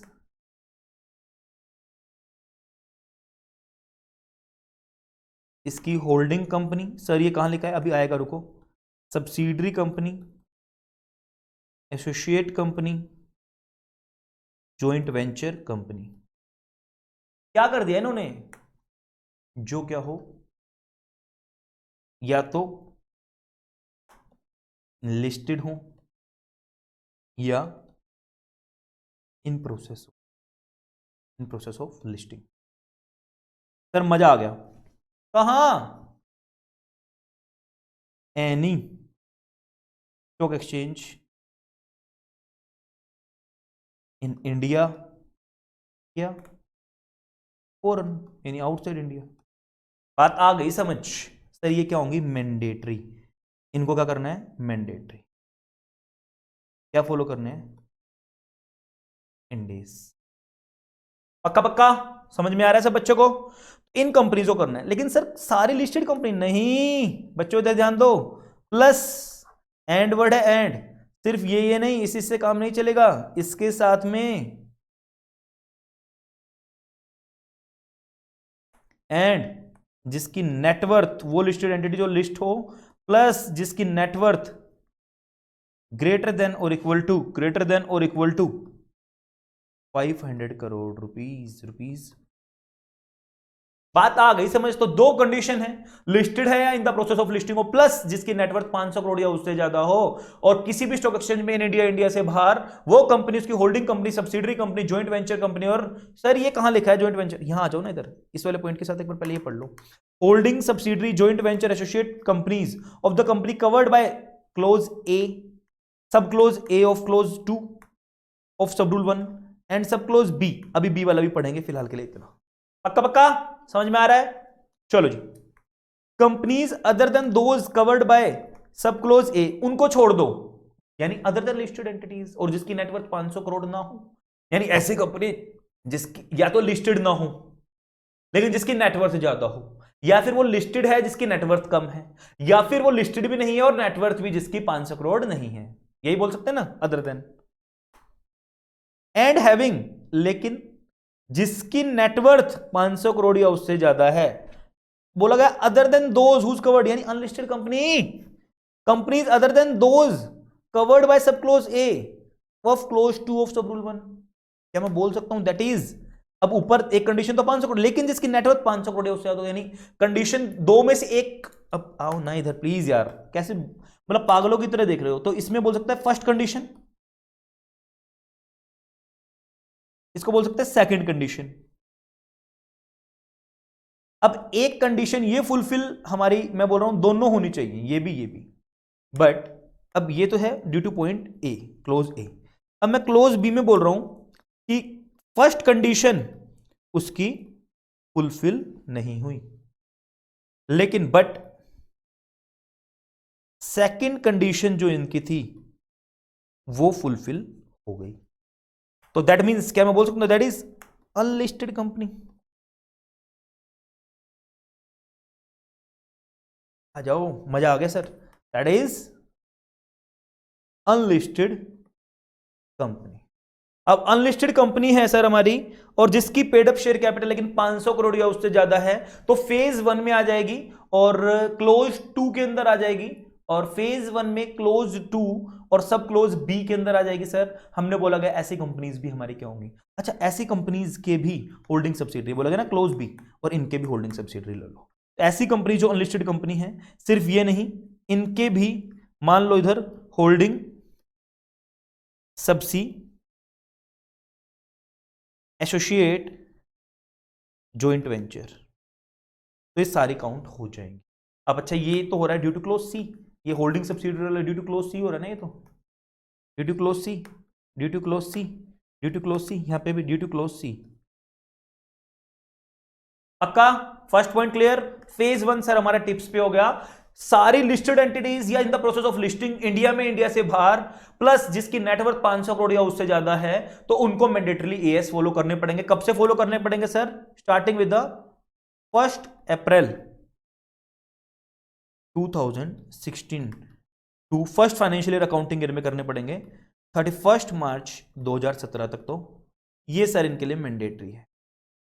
उम्मीद है सबको समझ में आ गया, और उसके बाद देर आफ्टर अगले आने वाले सालों में भी हर साल करने पड़ेंगे। मजा आ गया सर? अच्छा लग रहा है? Phase 1 clear? आना हो ना इधर, आओ ना, आओ ना, आओ ना। एप्लीकेबिलिटी ऑफ इंडेज, दिमाग की बत्ती गुल with the effect from the financial year 2016-17। First क्या मैं बोल सकता हूं सर ये शेल वाले आ रहे हैं? वॉलेंटरी वाला मैंने अभी नहीं डाला था यहां, बट मैंने यहां डाल दिया, any company, holding company, subsidiary company, ये तो है वॉलेंटरली। शेल वाले मैंने नीचे डाल दी, देखो कंपनीज वेदर लिस्टेड और अनलिस्टेड, ये मैंने ना क्रक्स डाल दिया।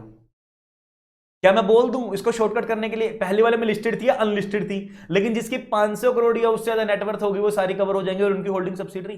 इजी बनाने के लिए कंपनी वेदर लिस्टेड, ये तो था due to clause a, unlisted due to clause b, having the net worth of 500 crore rupees और मोर देन और equal to 500 crore plus due to clause c, holding subsidiary joint venture associate company fulfilling the above condition. अरे sir आप तो लाजवाब हो, मजा आ गया sir, इस पूरे को तो आपने एक लाइन में समअप कर दिया, यही तो लोगों की खूबी है। फेज 2, वाओ, इधर ध्यान दो।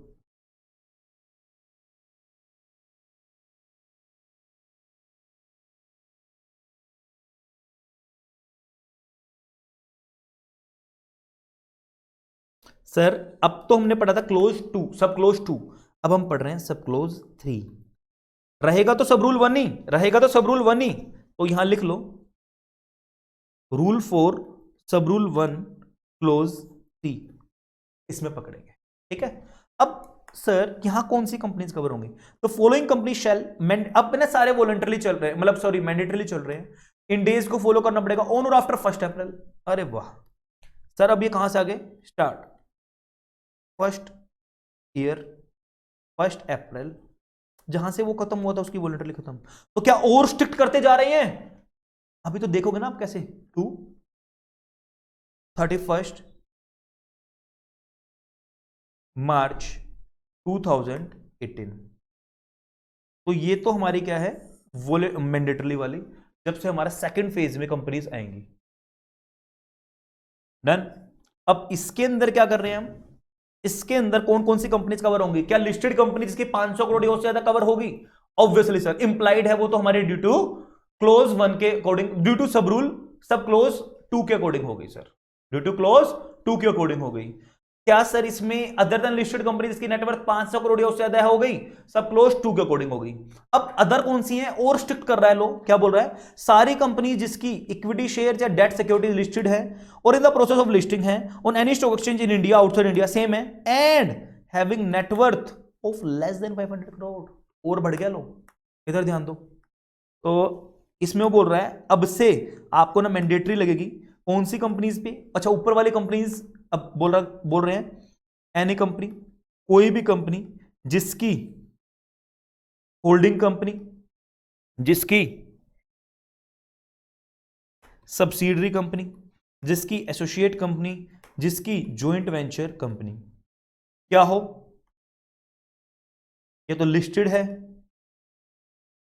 या फिर इन दी प्रोसेस ऑफ लिस्टेड है, कहां, एनी स्टॉक एक्सचेंज में, किधर, इंडिया में भी हो सकता है वो और आउटसाइड इंडिया भी हो सकता है, इतना समझ में आ गया। तो इनको क्या करना पड़ेगा, शेल मतलब मैंडेटरली फॉलो करना पड़ेगा सर, इन डेज, कब से फॉलो करना पड़ेगा, 1 अप्रैल 2017 से। सर आपने बोल दिया सारी वो कंपनीज, लेकिन ये तो है हमारी फर्स्ट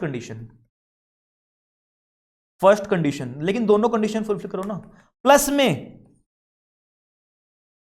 यहां सेकंड कंडीशन क्या होगी सर, देखने में तो वही वैसे लग रहा है बट यहां क्या है, जिसकी net worth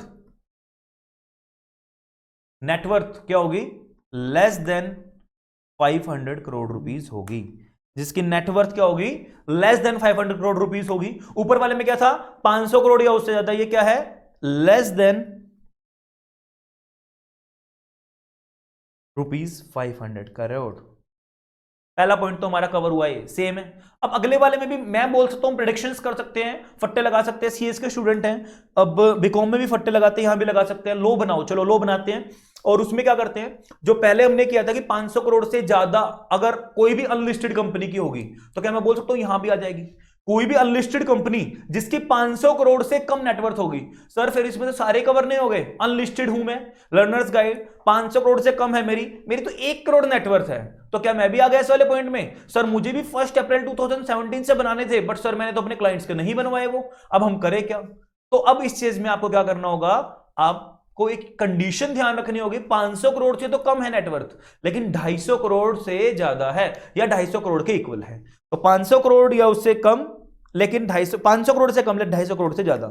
companies other than those covered in सब क्लोज 2 ऑफ अबव सब rule of clause 2 of rule 1 and sub clause A of close 3 बोला गया ऊपर, यानी क्लोज 2 पढ़ा था ऊपर, एक उसमें क्या पढ़ा था, सब क्लोज 2 पढ़ा था पूरा का पूरा, यानी ए पॉइंट भी एंड बी पॉइंट भी एंड सी पॉइंट भी, उनको छोड़ दो, प्लस जो क्लोज ए पढ़ा है इसमें, यानी पूरा का पूरा रूल कवर किया ना उन्होंने, सब रूल 1 का क्लोज 2, ये भाई यार प्लीज ना, ये जो हमने अभी पढ़ा था ये पूरा कवर किया है ना, ये तीनों पॉइंट सब क्लोज 2 को, इसको छोड़ दो वो कंपनीज, प्लस जो अभी क्लोज ए में पढ़ के हैं इनको छोड़ दो, दैट इज अनलिस्टेड कंपनी बोल सकते हैं जिसको, मेरी interpretation that is unlisted companies having net worth of 200 crore rupees but less than 500। क्यों सर? क्योंकि ऊपर कवर हो गई। अरे वाह सर, वाह सर, वाह सर, वाह, मजा आ गया सर।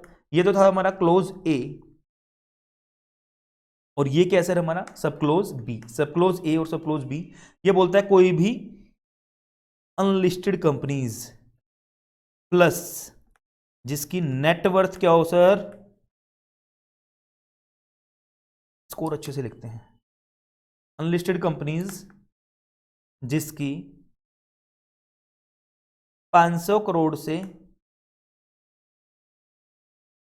कम नेटवर्थ हो but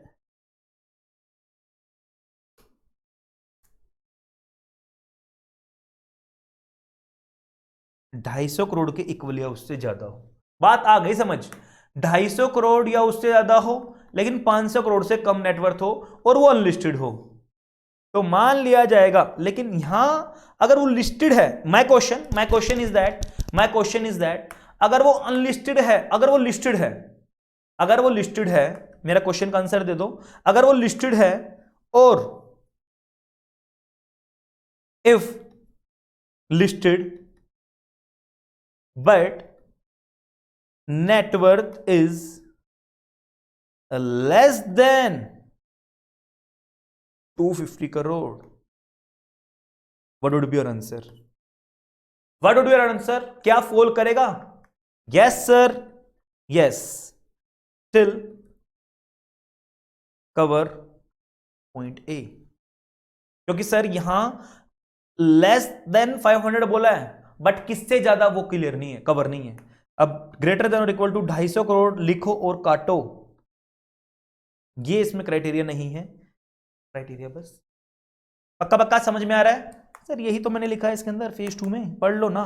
companies which are listed और in the process of getting its equity और debt security in the process of listed outside India, in और आउटसाइड इंडिया कंपनीज। अब बोला गया लिस्टेड कंपनीज, बोला गया listed companies, companies not listed under any stock exchange but having net worth of 250 crore, not less than 250 crore या उससे ज्यादा। तो ये क्या मैं बोल दूं इसकी एक इंटरप्रिटेशन और भी है, इस वाले पॉइंट की एक इंटरप्रिटेशन और भी है। क्या यहां सारी लिस्टेड एंटिटीज को, क्या सारे लिस्टेड कंपनीज को कवर नहीं कर लिया?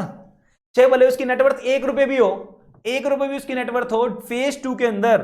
अब सर कितनी प्यारी इंटरप्रिटेशन है ना, all listed entities are covered under phase 2 except those listed companies whose net worth is 500 crore or more. Other than those listed companies, listed entities, all are covered under phase 2. That means sub rule 1 clause 3 सब clause ए के अंदर सारी cover हो गई। That mean sir listed company सारी cover हो गई other than जो क्लोज बेसिकली क्लोज 2 और सब क्लोज ए के अंदर है उनको छोड़ के और सी वाले को छोड़ के, और सारी कवर यहां हो गई। Sir holding company subsidiary company point c के अंदर कवर हो गई। इधर देख लो, ध्यान दे दो, holding company subsidiary company joint venture company सारी जो कहां ना बताई गई हो, क्लोज ए में भी ना बताई गई हो, क्लोज बी में भी ना बताई गई हो, मतलब उनकी सारी होल्डिंग सब्सिडरी बताई ना गई, मतलब नहीं बताई गई है उनकी सारी होल्डिंग सब्सिडरी। पक्का पक्का समझ में आ गया सर? दोनों फेजेस समझ में आ गए। बट एक छोटी सी बात मेरे माइंड में नहीं आई, सब बच्चों ने मेरे साथ आईसीडीआर किया होगा जो भी मेरे साथ फंडिंग कर रहे हैं, और एक चीज ध्यान दो, इधर ध्यान दो, इधर ध्यान लेके आओ अपना। क्या सर लिस्टेड एंटिटीज हमने बोला नहीं था, एसएमई कंपनीज भी होंगी, और ऐसी कंपनी जिनकी क्या जो आईजीपी इंस्टीट्यूशनल ग्रोथ प्लेटफॉर्म से इनोवेटिव ग्रोथ प्लेटफॉर्म्स के ऊपर लिस्टेड हैं, एसएमई एक्सचेंज पे लिस्टेड है, तो उन कंपनीज के केसेस में क्या होगा? आ जाओ इधर ध्यान दो, इधर ध्यान दो। Provided that nothing in this सब रूल, इस सब रूल के अंदर, यहां सब क्लोज नहीं बोल रहे हैं, 10 सब रूल मतलब सब रूल 1 पूरा अब तक जितना भी आया है तीनों क्लोजेस की बात करें एक्सेप्ट क्लोज 1, भाई वो तो वॉलंटरी है, आप चाहो तो कर लो, उसको छोड़ दो। सब रूल सब क्लोज 2 एंड सब क्लोज 3, यानी दैट इज फेज 1 वाली कंपनीज एंड फेज 2 वाली कंपनीज की बात कर रहे हैं। shall apply to companies whose securities are listed or in the process of being listed on SME. Nothing in this section shall apply. मतलब ये जो सब रूल है ये अप्लाई नहीं होगा एसएमई एक्सचेंज के ऊपर जो कंपनीज लिस्टेड, यानी चैप्टर 10 भी हम पढ़ लेते थे, या फिर आईजीपी इंस्टीट्यूशनल या इनोवेटिव ग्रोथ प्लेटफॉर्म पे विदाउट इनिशियल पब्लिक ऑफर जो भी कंपनी लिस्टेड हुई हैं उनके ऊपर ये अप्लाई नहीं होगा। ठीक है, तो एक चीज मैं अपने चार्ट में लिख दूं, ये लिस्टेड एंट्रीज ये वाली एक्सेप्ट, सीधा सीधा ज्यादा कंफ्यूज ना करते हो, एसएमई एंड आईजीपी वाली कंपनीज ऊपर ऊपर ऊपर सर बच्चे वाली कंपनीज होती हैं। अब बोला गया listed except SME and IGP वाली। Done, clear sir? ये भी आपने लिखा है या कहीं पे? नहीं सर, मैंने ये इसमें कवर नहीं किया है, बट दो फेजेस को मैं अगर कवर करूं, ये भी मैंने शेल के ऊपर बनाया है। 1 अप्रैल यानी 2016-17 से में बनेंगे। कंपेरेटिव पीरियड मतलब किससे कंपेयर करना है हमें? पिछले वाले साल वाले में ना, जो 14-15 में जो लगना, 14-15 में जो बना था और 15-16 में जो लगेगा उससे कंपेयर करके, मतलब इसको ना कंफ्यूज मत हो, इस वाले पॉइंट को स्किप कर दो फॉर द टाइमिंग। मतलब डेट क्या है कि सर इस साल से हमें फॉलो करना है, और किस फाइनेंशियल ईयर में फॉलो करना है? 16-17 में, मतलब 31 मार्च 2017 में। तो ये बोला गया कि कौन सी लिस्टेड कंपनी जिसकी नेटवर्थ 500 करोड़ या उससे ज्यादा हो, और अनलिस्टेड कंपनी जिसकी नेटवर्थ 500 करोड़ या उससे ज्यादा हो, इनकी holding subsidiary associate joint venture. ये बोला गया जो 2017 से, लेकिन कब तक? 31 मार्च 2018 तक। कौन से फाइनेंशियल ईयर में? इस फाइनेंशियल ईयर में। किससे कंपेयर करना है? इसे पिछले वाले फाइनेंशियल ईयर को कंपेयर करना है। जो आपके एएस लग रहे थे अब नहीं लगे, अब इंडेज लगेंगे। सारी लिस्टेड कंपनीज मैंने बता दिया ना, सारी, चाहे भले ही 500 करोड़ थे, लेकिन ऑल एक्स जो जिनकी लेस देन 500 करोड़ हो, इंप्लाइड है, मतलब वो तो ऊपर कवर हो ही गई। और सारी अनलिस्टेड जिसकी 500 करोड़ से तो कम है लेकिन 250 करोड़ या उससे ज्यादा अनलिस्टेड, उनकी होल्डिंग सब्सिडरी एसोसिएट। तो फेज 2 हमारा कंप्लीट हुआ। ऑल्दो मैंने एसएमई वाला बात यहां डाली नहीं। अगर आप अपने टेबल में ना, आप लोग जिन बच्चों को मैं टेबल दूंगा अब, जो बिल्कुल न्यू एडिशन जिनको मिलेगा बिल्कुल आने वाले, जैसे अगस्त टाइम, जून के बाद मिलेगा जिन बच्चों को, उनकी मैं बात कर रहा हूं। आप लोग for the timing SME and IGP except SME and IGP यहां भी डाल दो, यहां भी डालना चाहो तो यहां डाल दो, बल्कि इवन मैं भी डाल दूंगा एक्सेप्ट, बल्कि मैं ही डाल दूंगा अपने चार्ट में एसएमई, और फॉर द टाइमिंग आप डाल लो। मतलब आप ये टेबल, अच्छा बच्चा बोलेगा सर ये टेबल हमें मिलेगी? एक काम करो, इसकी ना पिक क्लिक कर लो, यहीं पे इस टेबल की पिक क्लिक कर लो और फिर नोट करते रहना आराम से। करो पिक क्लिक। उम्मीद है सबने रोक के कर ली होगी। डन, चलो आगे बढ़ते हैं। चलो जी, अब फेज 3 की तरफ हम आगे बढ़ते हैं। फेज 3 में हम क्या करेंगे सर? सब क्लोज। फेज 3 में हम क्या करेंगे सर? क्लोज 4। फेज 3 में क्या करेंगे? क्लोज 4। इसमें ना मामला और संगीन होने वाला है सर। सारी कंपनीज तो कवर हो ही गई, लिस्टेड भी हो गई, अनलिस्टेड, लेकिन अनलिस्टेड कंपनी जिसकी 250 करोड़ से कम है वो कहां गई? क्या उन पे भी इंडेज मैंडेटरीली लगेगा? अब बढ़ेंगे ना, आओ इधर टाइमलाइन 4 की तरफ मूव करते हैं। First timeline is 1 April 2015 which is voluntarily. Second timeline is 1 April 2016 which is mandatory for all listed companies having paid up share cap having net worth of 500 crore rupees or more, or unlisted company having paid net worth of 500 crore rupees or more. And the third phase is, और मैं बोल सकता हूँ third timeline is, second phase is या third timeline is companies 1 अप्रैल 2017, और कौन सी? सारी listed entities other than यानी लेस देन 500 करोड़ हो जिसकी, और अनलिस्टेड जिसकी 500 करोड़ से कम हो लेकिन 250 करोड़ से ज्यादा नेटवर्थ हो। अब फेज 3 की तरफ आगे बढ़ रहे हैं, close 4। Note which standing the requirements of close 1 2 3, मतलब उनको एक बार साइड में कर दो, वो इसके ऊपर ओवररूल नहीं करेंगे, उनको वो इसके ऊपर हावी नहीं होंगे। Non banking financial companies, highlight the word NBFC, shall comply with the Indian accounting standards, Ind AS shall comply, shall को भी अंडरलाइन कर लीजिए सर, मैंडेटरी एनबीएफसी को कंप्लाई करने पड़ेगा in the preparation of their financial statement and audit respectively in the following manner, namely इस तरीके से हमें फॉलो करना पड़ेगा। इधर ध्यान दो। अब क्लोज सब क्लोज ए के अंदर बोल रहे हैं जी ऐसे ऐसे। अच्छा आ जाओ अपने चार्ट पे। सर हमें ना बड़ा इजी लग रहा है आप जो ये चार्ट बना रहे हो, बड़ा इजी लग रहा है क्या चार्ट हमें प्रोवाइड, ये जो क्लास के नोट्स प्रोवाइड करोगे? बिल्कुल भी नहीं करूंगा।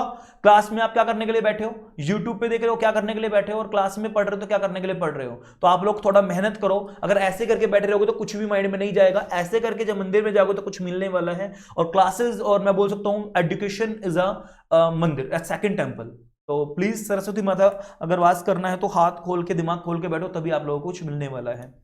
इधर ध्यान दो, इधर हम पढ़ते हैं फेज 3 की तरफ, फेज 3 की तरफ।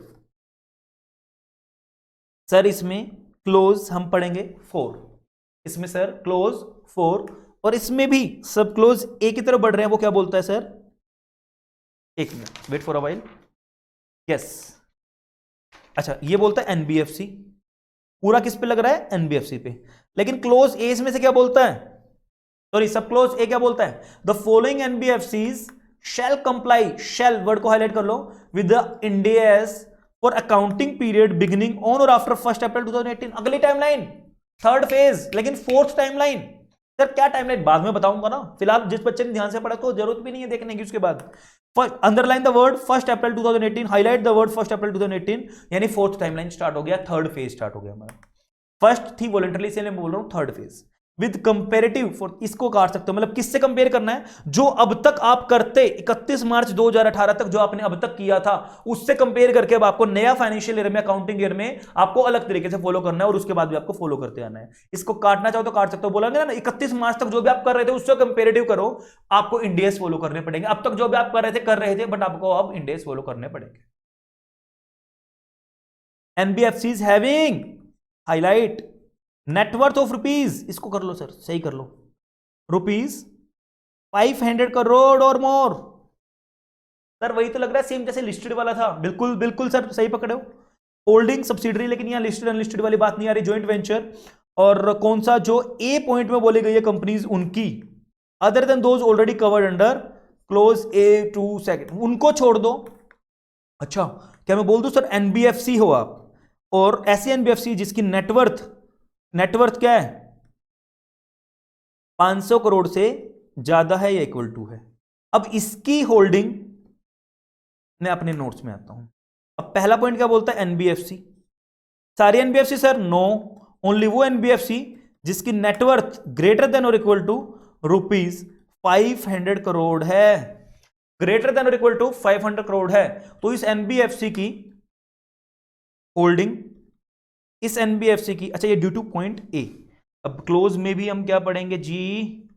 ये है पॉइंट ए की वजह से, अब ये है पॉइंट बी की वजह से। कैपिटल बी, कैपिटल बी ही लो में करने लिखा है, वही मैं लिख रहा हूं। होल्डिंग, सब्सिडरी, एसोसिएट और जॉइंट वेंचर लिमिटेड, ये पॉइंट बी की वजह से हैं सारे, ठीक है, कैपिटल बी की वजह से तो बोला गया है। लेकिन वो सारे, अब अच्छा हो सकता है जो इसकी होल्डिंग है, सब्सिडरी, एसोसिएट है, जॉइंट वेंचर है। अब देखो एक स्टार लगा लिखो,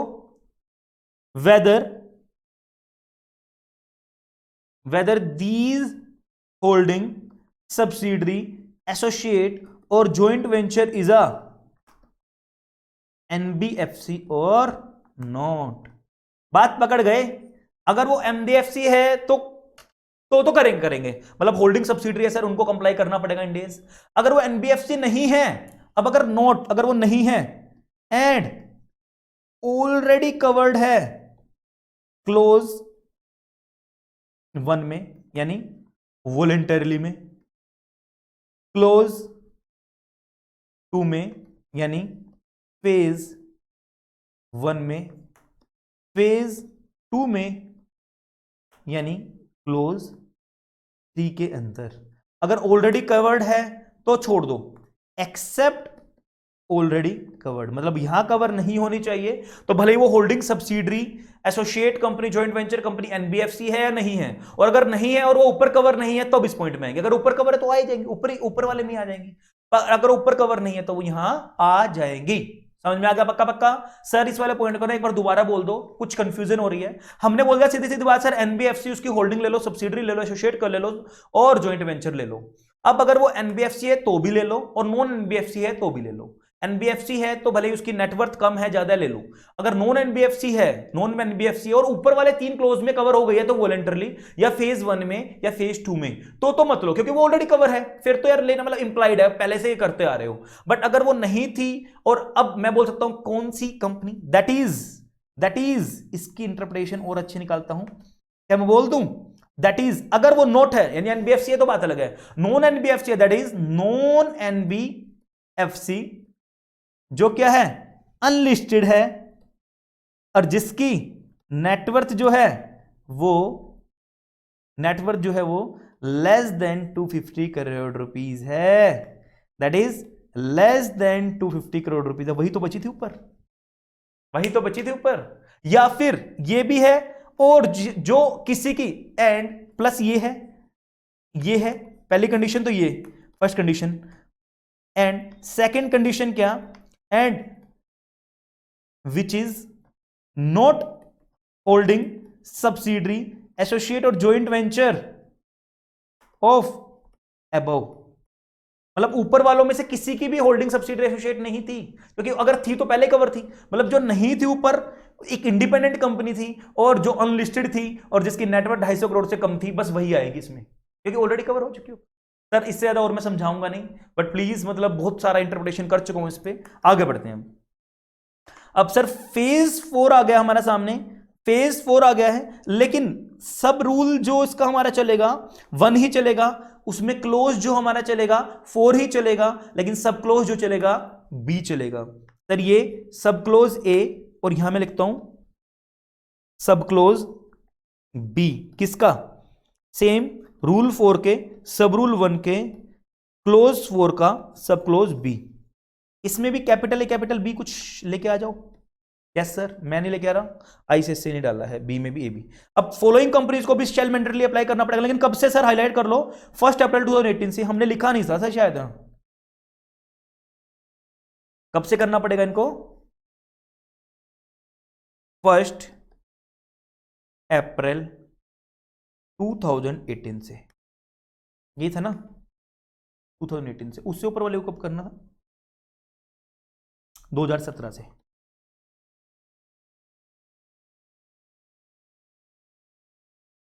करना पक्का, फेज 3 में एनबीएफसीज को ही करना था, एनबीएफसी को फेज 3 में करना था, उसकी holding subsidiary joint venture associate company, लेकिन सारी नहीं, मैंने आपको बता दिया 500 करोड़ नेटवर्थ जिसकी हो, अनलिस्टेड और listed what ever the case में भी। और कब से, 1 अप्रैल 2018 से। फेज 4 ये क्या आएगा, रूल 4 सब रूल 1 क्लोज 4 सब क्लोज बी, सब रूल 1 क्लोज 4 सब क्लोज ए, ये 1 अप्रैल 2019 से। ये कौन सी आएंगी सर, ध्यान दो, इधर ध्यान दो प्लीज, इधर ध्यान दो। 2019 से करना है उनको, और जो करते आ रहे थे 31 मार्च 2019 तक उसको छोड़ दो, आगे उसके बाद भी फॉलो करना है। एनबीएफसीज हुज इक्विटी शेयर्स या डेट सिक्योरिटीज आर लिस्टेड और in the process of, same बात करें सर, एनबीएफसी लिस्टेड एनबीएफसीज, ठीक है, इन India outside India, having net worth, highlight the word net worth, less than, sir मजा आ गया, listed NBFC plus net worth less than ₹500 crore, लिख दिया sir मैं टेबल में।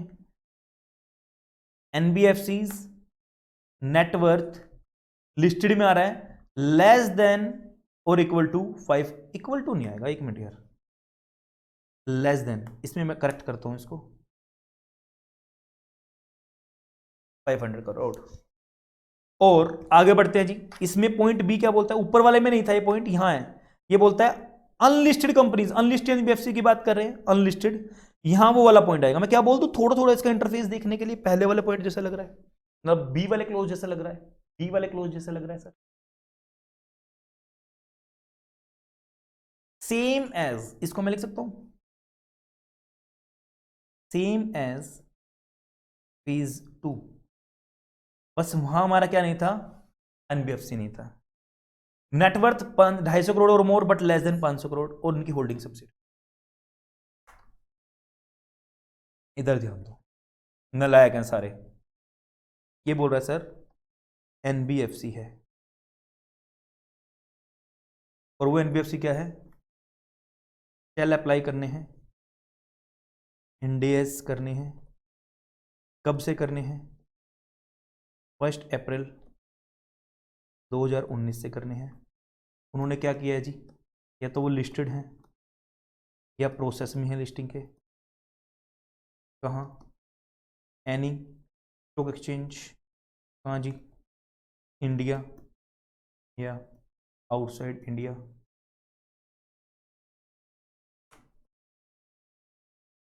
ठीक है जी, इधर ध्यान दो, आगे आगे ध्यान दो, इधर प्लीज इधर ध्यान दो। अब प्लस, अब पहली कंडीशन तो थी हमारी ये, प्लस सेकंड कंडीशन, जिसकी नेटवर्थ 500 करोड़ से, उल्टा लिख दिया, कम है, 500 करोड़ से कम है सर, लेकिन क्या 250 करोड़ या उससे ज्यादा है? नहीं, ये क्राइटेरिया नहीं है। That is even 1 rupees. इसका मतलब क्रक्स में लिख दूं, लिस्टेड, ऑल लिस्टेड एनबीएफसी।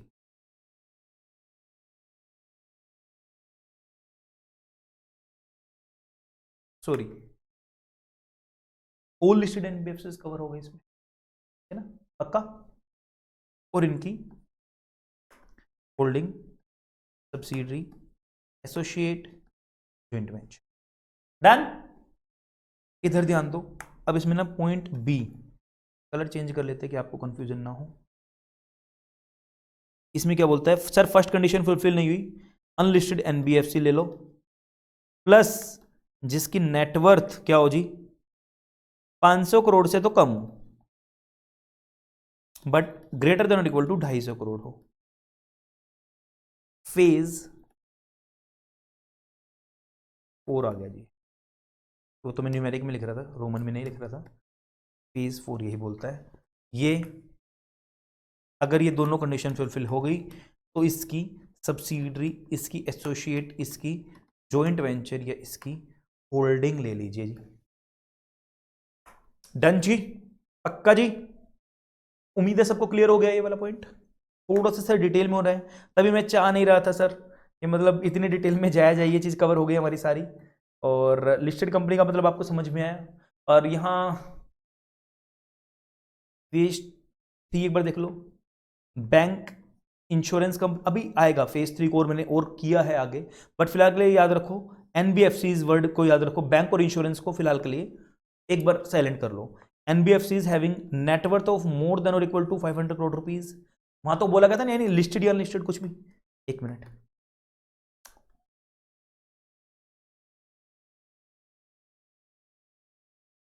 मैं बोल दूं, ये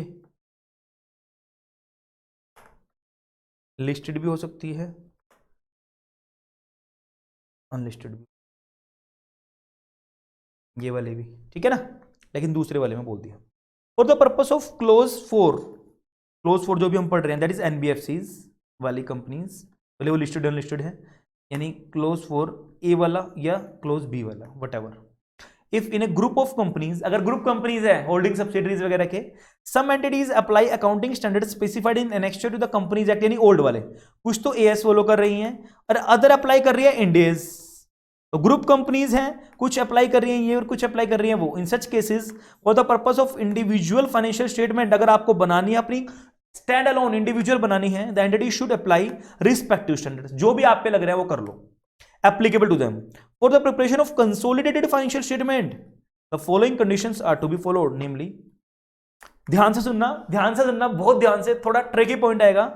where an NBFC is a parent, अगर एनबीएफसी अपने आप में पेरेंट है यानी होल्डिंग है, दैट अल्टीमेट लेवल, या तो अल्टीमेट होल्डिंग है या फिर अब मैं पेरेंट, मेरे नीचे को सब्सिडरी, वो नॉन एनबीएफसी है, उसके नीचे को कंपनी है, और an immediate level, and prepares consolidated financial statement as per the AS, specified in annexure to the companies act, यानी लेकिन वो एनबीएफसी क्या कर रही है, एएस फॉलो करना है, यानी वो एनबीएफसी कवर नहीं हो रही सर अभी ऊपर वाले पॉइंट्स में, और ये क्या कर रही है, एएस के अकॉर्डिंग अपने फाइनेंशियल्स बना रही है stand alone, and its subsidiaries associate और joint venture if covered by clause 1, 2, 3 of sub rule 1, लेकिन अगर वो कवर्ड है ऊपर, यानी नॉन एनबीएफसी और कवर्ड है ऊपर, has to provide the relevant financial statement data in accordance with the accounting policies followed by the parent company for the consolidated purpose until the NBFC is covered under close 4 of the इतना। तो वो तो अपना as बनाओ, और जो इसकी subsidiary है, एसोसिएट है, जॉइंट वेंचर है, वो अपना इंडेज के अकॉर्डिंग बनाओ। बट ध्यान दो, तो हैज टू प्रोवाइड, तो इस एनबीएफसी को प्रोवाइड करने पड़ेंगे relevant financial statement data in accordance with the accounting policy followed by the parent company for consolidation purpose. तो इनको भी अपने एएस के अकॉर्डिंग अपने कंसोलिडेशन पर्पस के लिए अपने अकाउंट्स बनाने पड़ेंगे, मतलब इनको भी सर पुराने वाला भी फॉलो करना पड़ेगा अकाउंटिंग स्टेटस। अब दूसरा ये विपरीत हो जाएगा, way the parent is a company covered under close ABC, मतलब जिनको इंडियस करने हैं। अब पेरेंट कौन है, ये है, लेकिन एनबीएफसी कौन है, and has an NBFC subsidiary associate या जॉइंट वेंचर कंपनी, एनबीएफसी अपने आप में, the parent has to prepare Ind AS compliant consolidated financial statement, वो तो बनाओ, एंड द एनबीएफसी सब्सिडरी है, एसोसिएट है, जॉइंट वेंचर है, जो has to provide the relevant financial statement data in accordance with the accounting policies followed by the parent company for the consolidation purpose. तो उनको भी जो उनका, तो यहां एनबीएफसी जो थी, क्या करना पड़ेगा सर, उसको जो उसकी पेरेंट कंपनी थी जो एएस फॉलो कर रही थी इंडियस, उसको भी उनको अकॉर्डिंग सेम है। या तो एनबीएफसी अपने आप में पेरेंट है, तो उसकी सब्सिडरीज थी, उनको फॉलो नहीं करना, उसको पेरेंट को नहीं फॉलो करना था, यानी एएस फॉलो। देखो ध्यान से, यहां पकड़ा गया बात एनबीएफसी की, उसको पकड़ लो, और एनबीएफसी जो थी जो कवर नहीं थी ऊपर। अब एक बार तो वो थी पेरेंट, इमीडिएट पेरेंट या इंटरमीडिएट पेरेंट, और जो उसकी सब्सिडरीज थी उनको वो कवर थी ऊपर, तीनों क्लोजेस में, फेज 1 में, फेज 2 में, फेज 3 में, वो कवर थी ऊपर। एक हमने बोला है कि एनबीएफसी अपने आप में सब्सिडरी एसोसिएट है, जॉइंट वेंचर, लेकिन जो उसकी पेरेंट है वो कवर है इंडेज में। तो भले ही एनबीएफसी जब कंसोलिडेट करेगी अपने अकाउंट को, तो जो बच्चा होगा ना, चाहे वो एनबीएफसी बच्चा है, चाहे वो इंडेज वाली बच्चा है, उनको अपनी पेरेंट के अकॉर्डिंग कंप्लाई करना पड़ेगा। अगर उसकी पेरेंट यानी एनबीएफसी थी पहले वाले पॉइंट में, तो उसको एएस के अकॉर्डिंग बनाना पड़ेगा, इंडियस मत बनाओ, कंसोलिडेशन पर्पस के लिए इंडिविजुअल बनाओ जो भी आपको बनाने हैं। और अगर एनबीएफसी अपने आप में बच्चा है और उसकी पेरेंट कंपनी कौन है, जो इंडियस फॉलो करना है, यानी क्लोज 1, 2, 3 के अंदर फॉलो कर रही है, तो उस केस में एनबीएफसी को अपने अकाउंट कंसोलिडेशन पर्पस के लिए इंडियस के अकॉर्डिंग बनाने। इंडिविजुअली आप अपनी फाइनेंशियल स्टेटमेंट रखने के लिए कैसे बनाओ, जो एएस के अकॉर्डिंग बनाओ, ठीक है, जब तक आपके ऊपर मैंडेटरी आप क्लोज 4 में एप्लीकेबल नहीं हो रहा। उम्मीद है सबको समझ में आया। सर नहीं भी आया तो इग्नोर कर सकते हो, इतना ज्यादा इंपॉर्टेंट नहीं है, ज्यादा ट्रिकी है, गवर्नेंस में मुझे नहीं लगता वो पूछेंगे, कंपनी लॉ के पेपर में, the paper of company law वो पूछ सकते हैं, ठीक है। फिर भी मेरा दिलो जहां इच्छा नहीं हो रही है ऐसे छोड़ने की प्रोविजन को, इसके नीचे क्या थे, एक्सप्लेनेशन दी गई थी कोई, देखो इसमें भी ना 2 थे, मान लो फर्स्ट एक्सप्लेनेशन, सेकंड। अब कोई भी एनबीएफसी है जो नॉट कवर्ड फेज 4 के अंदर, फेज 4 के अंदर, यानी दैट इज सब क्लोज 4 के अंदर कवर नहीं कर रही ऊपर, लेकिन उसकी जो, या तो एनबीएफसी क्या है, होल्डिंग है, अब इमीडिएट होल्डिंग है उसको पढ़ते रहना, लेकिन जो यानी पेरेंट है और जो उसके बच्चे हैं ना, एसोसिएट, सब्सिडरी, जॉइंट वेंचर, लेकिन ये क्या करते हैं, ये फॉल करते हैं 1, 2 और 3 किसी भी पॉइंट के अंदर फॉल कर रहे हैं। अब ये इंडिविजुअल पर्पस से तो क्या कर लो, इंडिविजुअली तो अपना ये क्या कर लो, इंडेस फॉलो कर लो, और ये अपना इंडिविजुअली क्या फॉलो कर लो, अपने अकाउंट्स रखने के लिए इंडिविजुअली अपना एएस फॉलो कर लो, इंडेस नहीं एएस फॉलो कर लो। बट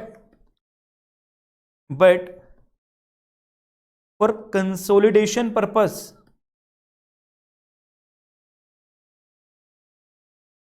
इनको क्या करना पड़ेगा, एएस फॉलो करना पड़ेगा बच्चों को।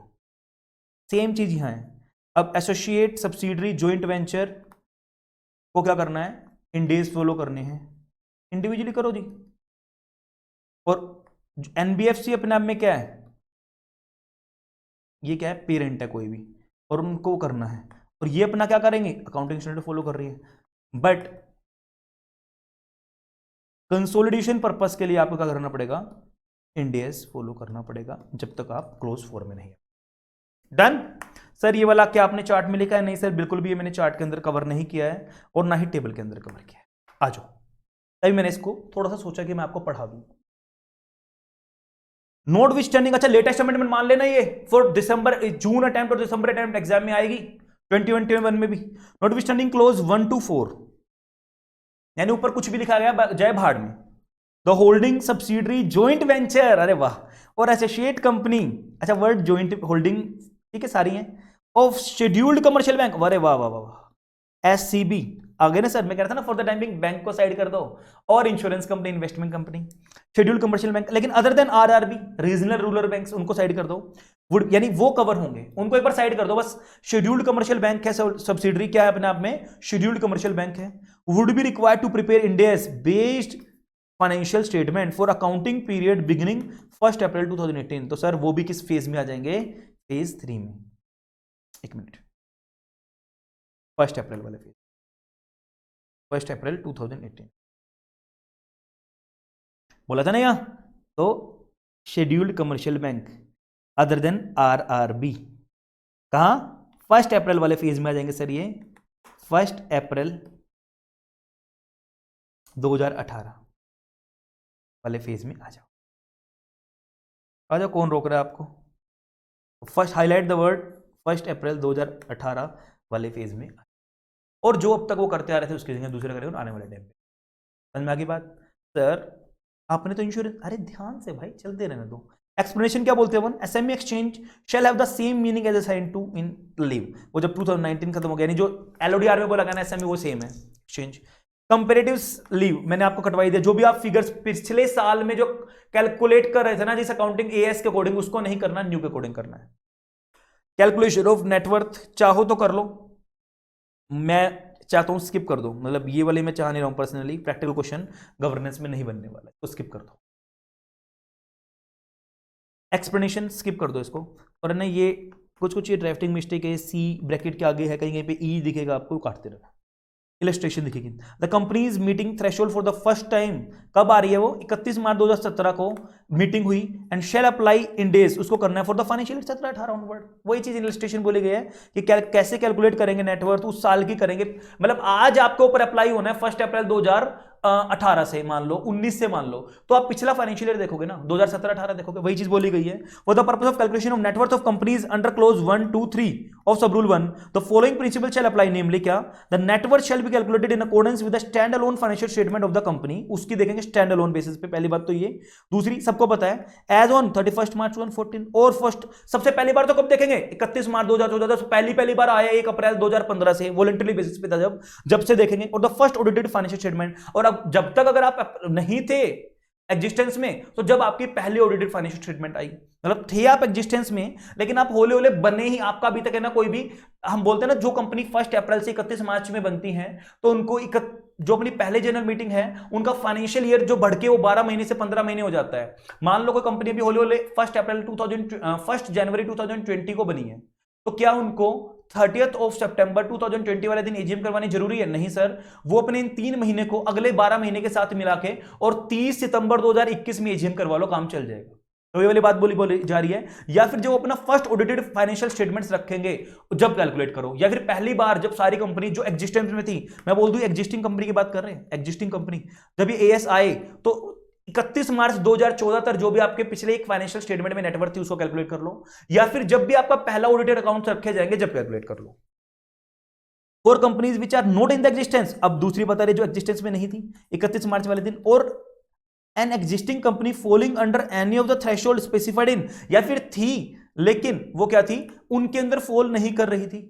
For the first time after the 1st April 2014, the net worth shall be calculated on the basis of the first audited financial statement ending after that day in respect of which it meets threshold। तो जिस साल भी आप अपनी threshold meet कर जाओगे उस साल ही आपको मान लिया जाएगा, और उससे अगले साल से आप होगे, मतलब कहने का मतलब आज आप पे लगना है ना, इस साल में 2021 में अगर आप पे लगना है, 21-22 के फाइनेंशियल ईयर में अगर आप पे लगना है 1 अप्रैल 2021 से 1 अप्रैल 2021 से लेके 31 मार्च 2022 तक लगना है, तो आपको चेक करना था 1 अप्रैल 2022 31 मार्च 2021, ये बात कहना चाह रहे हैं। और या फिर आपकी कंपनी जिस साल आपकी थ्रेशोल्ड में कवर होगी, लीव मतलब इजी सा है, कुछ नहीं है। For the purpose of clause b, the companies meeting the specified threshold given in clause 1, 2, 3 of इतना for the first time at the end of the accounting year shall apply in days for the immediate next accounting year। वही वाली बात बोल दी, अगले साल जब पहली बार जब स्टार्टिंग में आया था जब कर लो, उसके बाद जिस साल भी आप अपना मीट कर जाओगे उससे अगले साल से, ठीक है, कोई से भी प्रोविजन में करोगे जब आप।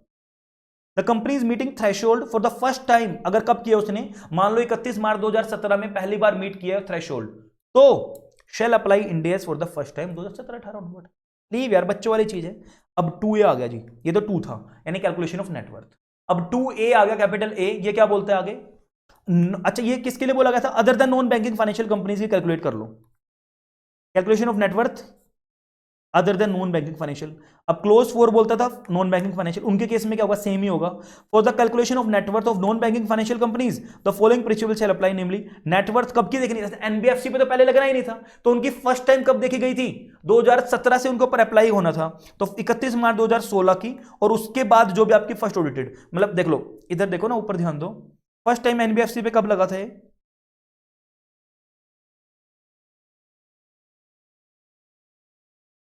2018 में लगा है। तो पहली बार आपको कब से देखना स्टार्ट करना था इसकी नेटवर्थ का, ध्यान से इधर 1 अप्रैल 2017 से लेके 1 अप्रैल 2016 से लेके और 1 अप्रैल 31 मार्च 2017 तक की आपको देखनी थी। ये स्टार्टिंग से बोल रहे हैं, वहां से वहां तक का स्टार्टिंग देख लो एंड देन उसके बाद आपके ऊपर कैलकुलेट एप्लीकेबल हो जाएगा। नोट इन द एग्जिस्टेंस, अच्छा एक चीज और ध्यान रखना, ये फर्स्ट टाइम वाली जो यहां मैंने बोला था ना, थोड़ा सा देखो वॉलंटरी बेसिस पे तो आपको करना था, ये बोल रहे हैं 1 अप्रैल 2014 से स्टार्ट कर लो, जब से आपको कैलकुलेट करनी स्टार्ट करनी है, देखो 1 अप्रैल 2014 से स्टार्ट कर लो और 31 मार्च 2015 का पहला फाइनेंशियल ईयर आप देख लो, या जब भी आपका ऑडिटेड अकाउंट्स रखे गए थे, और यहां ऐसे ही बोल रहे हैं 1 अप्रैल 2016 से स्टार्ट कर लो और 31 मार्च 2017 तक का कैलकुलेट करेंगे एंड देन उस बेसिस पे आपके ऊपर चेक किया जाएगा एनबीएफसीज का, ठीक है, बच्चों वाली चीज है। आगे बढ़ते हैं सर, वही चीज रिपीटेशन हो रही है, इलस्ट्रेशन नहीं पढ़ रहे हैं, थर्ड वाली पे आ जाओ, थर्ड वाली पे आ जाओ। उम्मीद है सबने एंजॉय किया, सबको समझ में आ रहा है ये पूरा पूरा। एनबीएफसी विच आर लिस्टेड और in the process of getting listed, debt securities, और जिसके लेस देन क्या है, net worth of having listed or in the process of equity share getting listed in outside India having net worth of more than 500 crore rupees, ठीक है, are not listed but net worth कितनी इसकी ना less than आएगी, देखो एक बार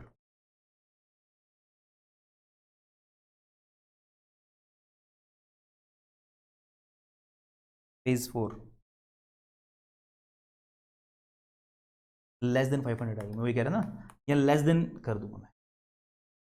अच्छा net worth of more then, less than होगा, लेस देन 500 करोड़ रुपीज, ठीक है, मोर देन 250 करोड़ रुपीज, और लेकिन इंप्लाइड है less than, that is less than 500 crore rupees, क्योंकि वो तो पहले वाले पॉइंट में आ जाएगा, एंड लेस देन 500 करोड़, ठीक है, और उनकी होल्डिंग सब्सिडी रेशियो, ये फेज 4 में आएंगी, 1 अप्रैल 2019 से लग जाएगा।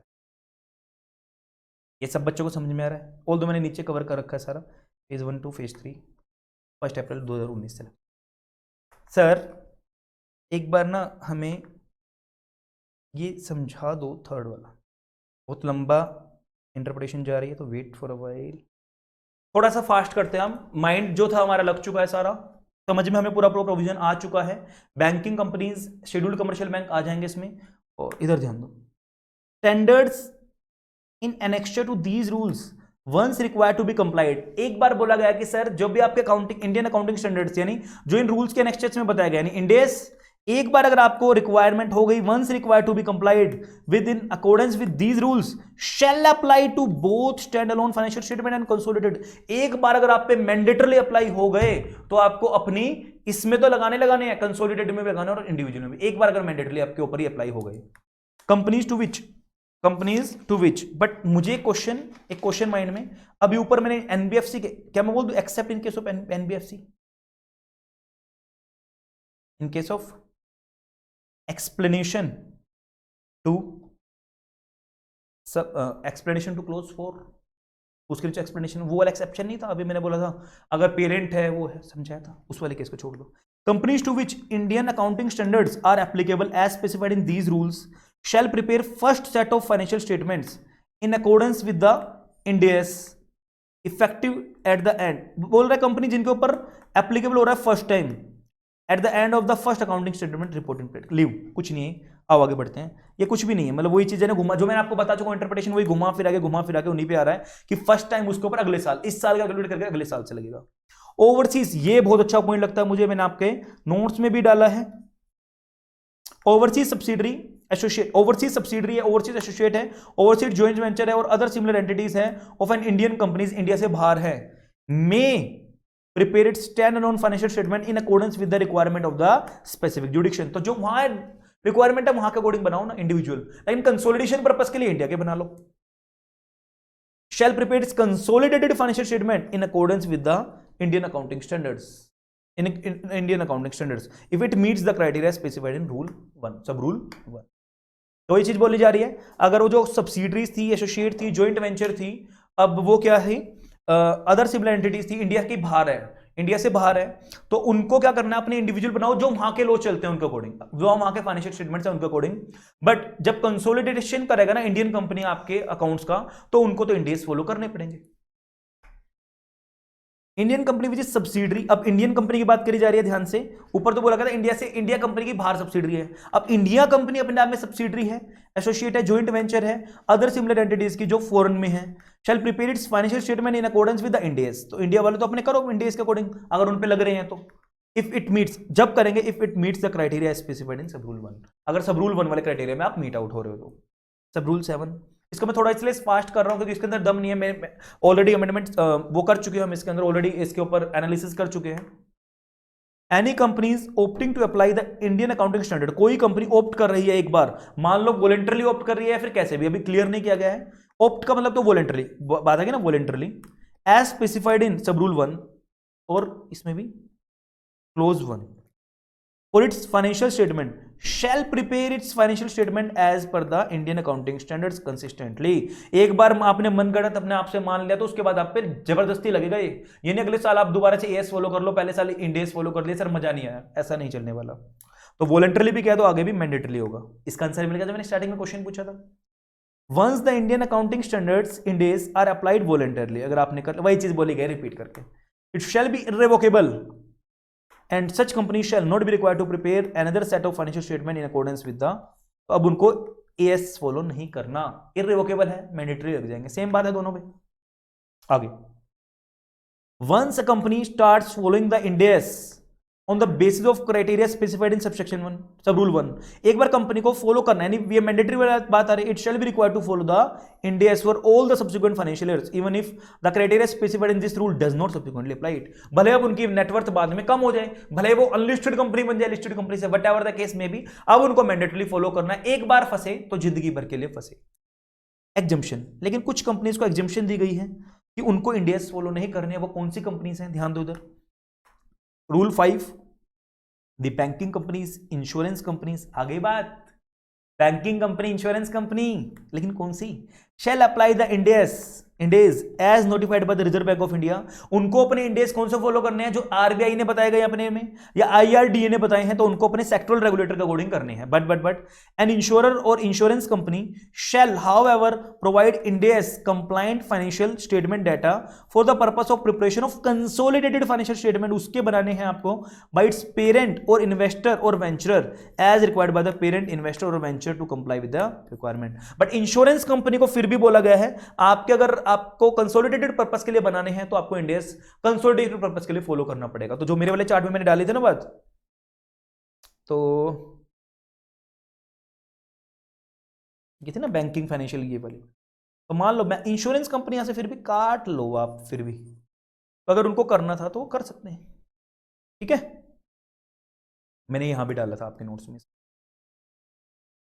चलो जी, अब एक चीज बोली गई है, last point of the day, disclosure requirements pertaining to accounting standards. अब है ना एक चीज बोली गई है, अगर आपने AS को, Ind AS को आपने उस तरीके से नहीं माना, उस तरीके से फॉलो नहीं किया गया, कंपनीज एक्ट में सेक्शन 129 सेक्शन 5 बोलता है अगर आपने डेविएशंस किए हैं अकाउंटिंग स्टैंडर्ड में, मतलब आपने जिस तरीके से अकाउंटिंग स्टैंडर्ड्स को फॉलो करना था उसके अंदर चेंजेस किए हैं, और आपको वजह बतानी है कि सर मैंने क्यों चेंज किया है, मेरे ऊपर क्यों वो फॉलो नहीं हो रहा और मेरे से क्यों फॉलो नहीं किया जा रहा, या वो इंफॉर्मेशन अवेलेबल नहीं है इसलिए मेरे से फॉलो नहीं किया जा रहा। आपको वजह बतानी है, रीजन बतानी है उस डेविएशन की, और उसकी वजह से आपके फाइनेंशियल स्टेटमेंट पे इंपैक्ट क्या है, आपको प्रॉफिट हुआ है, लॉस हुआ है, और आपका क्या आपके फाइनेंशियल स्टेटमेंट में चेंज आया है, डेविएशन आए हैं, उस चेंज करने की वजह से सेक्शन 129 सब सेक्शन 5 ये चीज बोलता है कंपनीज एक्ट का। सेम चीज regulation 34 sub regulation 3 schedule 5 of SEBI LODR regulation भी यही बात बोलते हैं, एक बार पढ़ लेते, दोनों सेम है।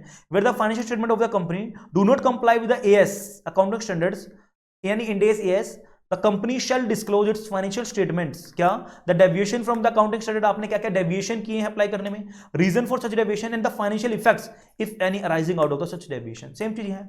Preparation of financial statement, A treatment different from the that prescribed in the accounting standards, आप डिफरेंट करते हो, has been followed. The fact shall be disclosed in the financial statement together with the management's explanation, वही reason देंगे as to why it believes such alternative treatment is more representative of the true and fair view. भाई क्यों आप मानते हो कि different deviate करने के बाद आपका और अच्छा true and fair view provide करेगा। तो as a good corporate governance, आप कॉर्पोरेट गवर्नेंस रिपोर्ट के अंदर इस चीज को, जो एनुअल रिपोर्ट में जाती है ना, एनुअल रिपोर्ट के अंदर कॉर्पोरेट गवर्नेंस रिपोर्ट, तो उस कॉर्पोरेट गवर्नेंस रिपोर्ट के सेक्शन के अंदर आप डाल दोगे, और क्यों आपने एएस को फॉलो उस तरीके से नहीं किया, वो सारी बात आप इसमें डालोगे। ऐसा कुछ हमने लास्ट चैप्टर में भी पढ़ा था, चैप्टर नंबर 6 के अंदर। और मैं बोल सकता हूं आज का मेरा थोड़ी सी क्लास थोड़ी बल्कि गई है, लेंदी गई है, तो इसलिए मैं बोल रहा हूँ थोड़ी सी इंटरप्रिटेशंस के साथ गई है। यूट्यूब वाले बच्चों को अगर ये चीज अच्छी लगी हो तो प्लीज प्लीज प्लीज मेरे चैनल को लाइक करो, सब्सक्राइब करो, अपने फ्रेंड्स को जितना हो सकता है टू द अटमोस्ट पॉसिबल अपने फ्रेंड्स को इसको शेयर करो, सो दैट कि मेरे को भी मोटिवेशन मिले, और ज्यादा से ज्यादा बच्चे इसमें कमेंट करो कि मेरे को और कौन सा टॉपिक आपके लिए लेके आना चाहिए, और कब कैसे कैसे किस सीक्वेंस में मैं सीरीज में मैं रिवीजन स्टार्ट करूं ड्राफ्टिंग पेपर की, गवर्नेंस पेपर की। और इसकी ड्यूटी मैं बोल सकता हूं कि मेरी है आपकी, till the date of your exam सारी अमेंडमेंट्स और सारी चीज, चार सीरीज और निमोनिक्स के साथ, पूरे इंटरप्रिटेशन के साथ भरपूर आप एंजॉय करने वाले हो। Learn with fun. चलो जी, मिलते हैं नेक्स्ट क्लास में।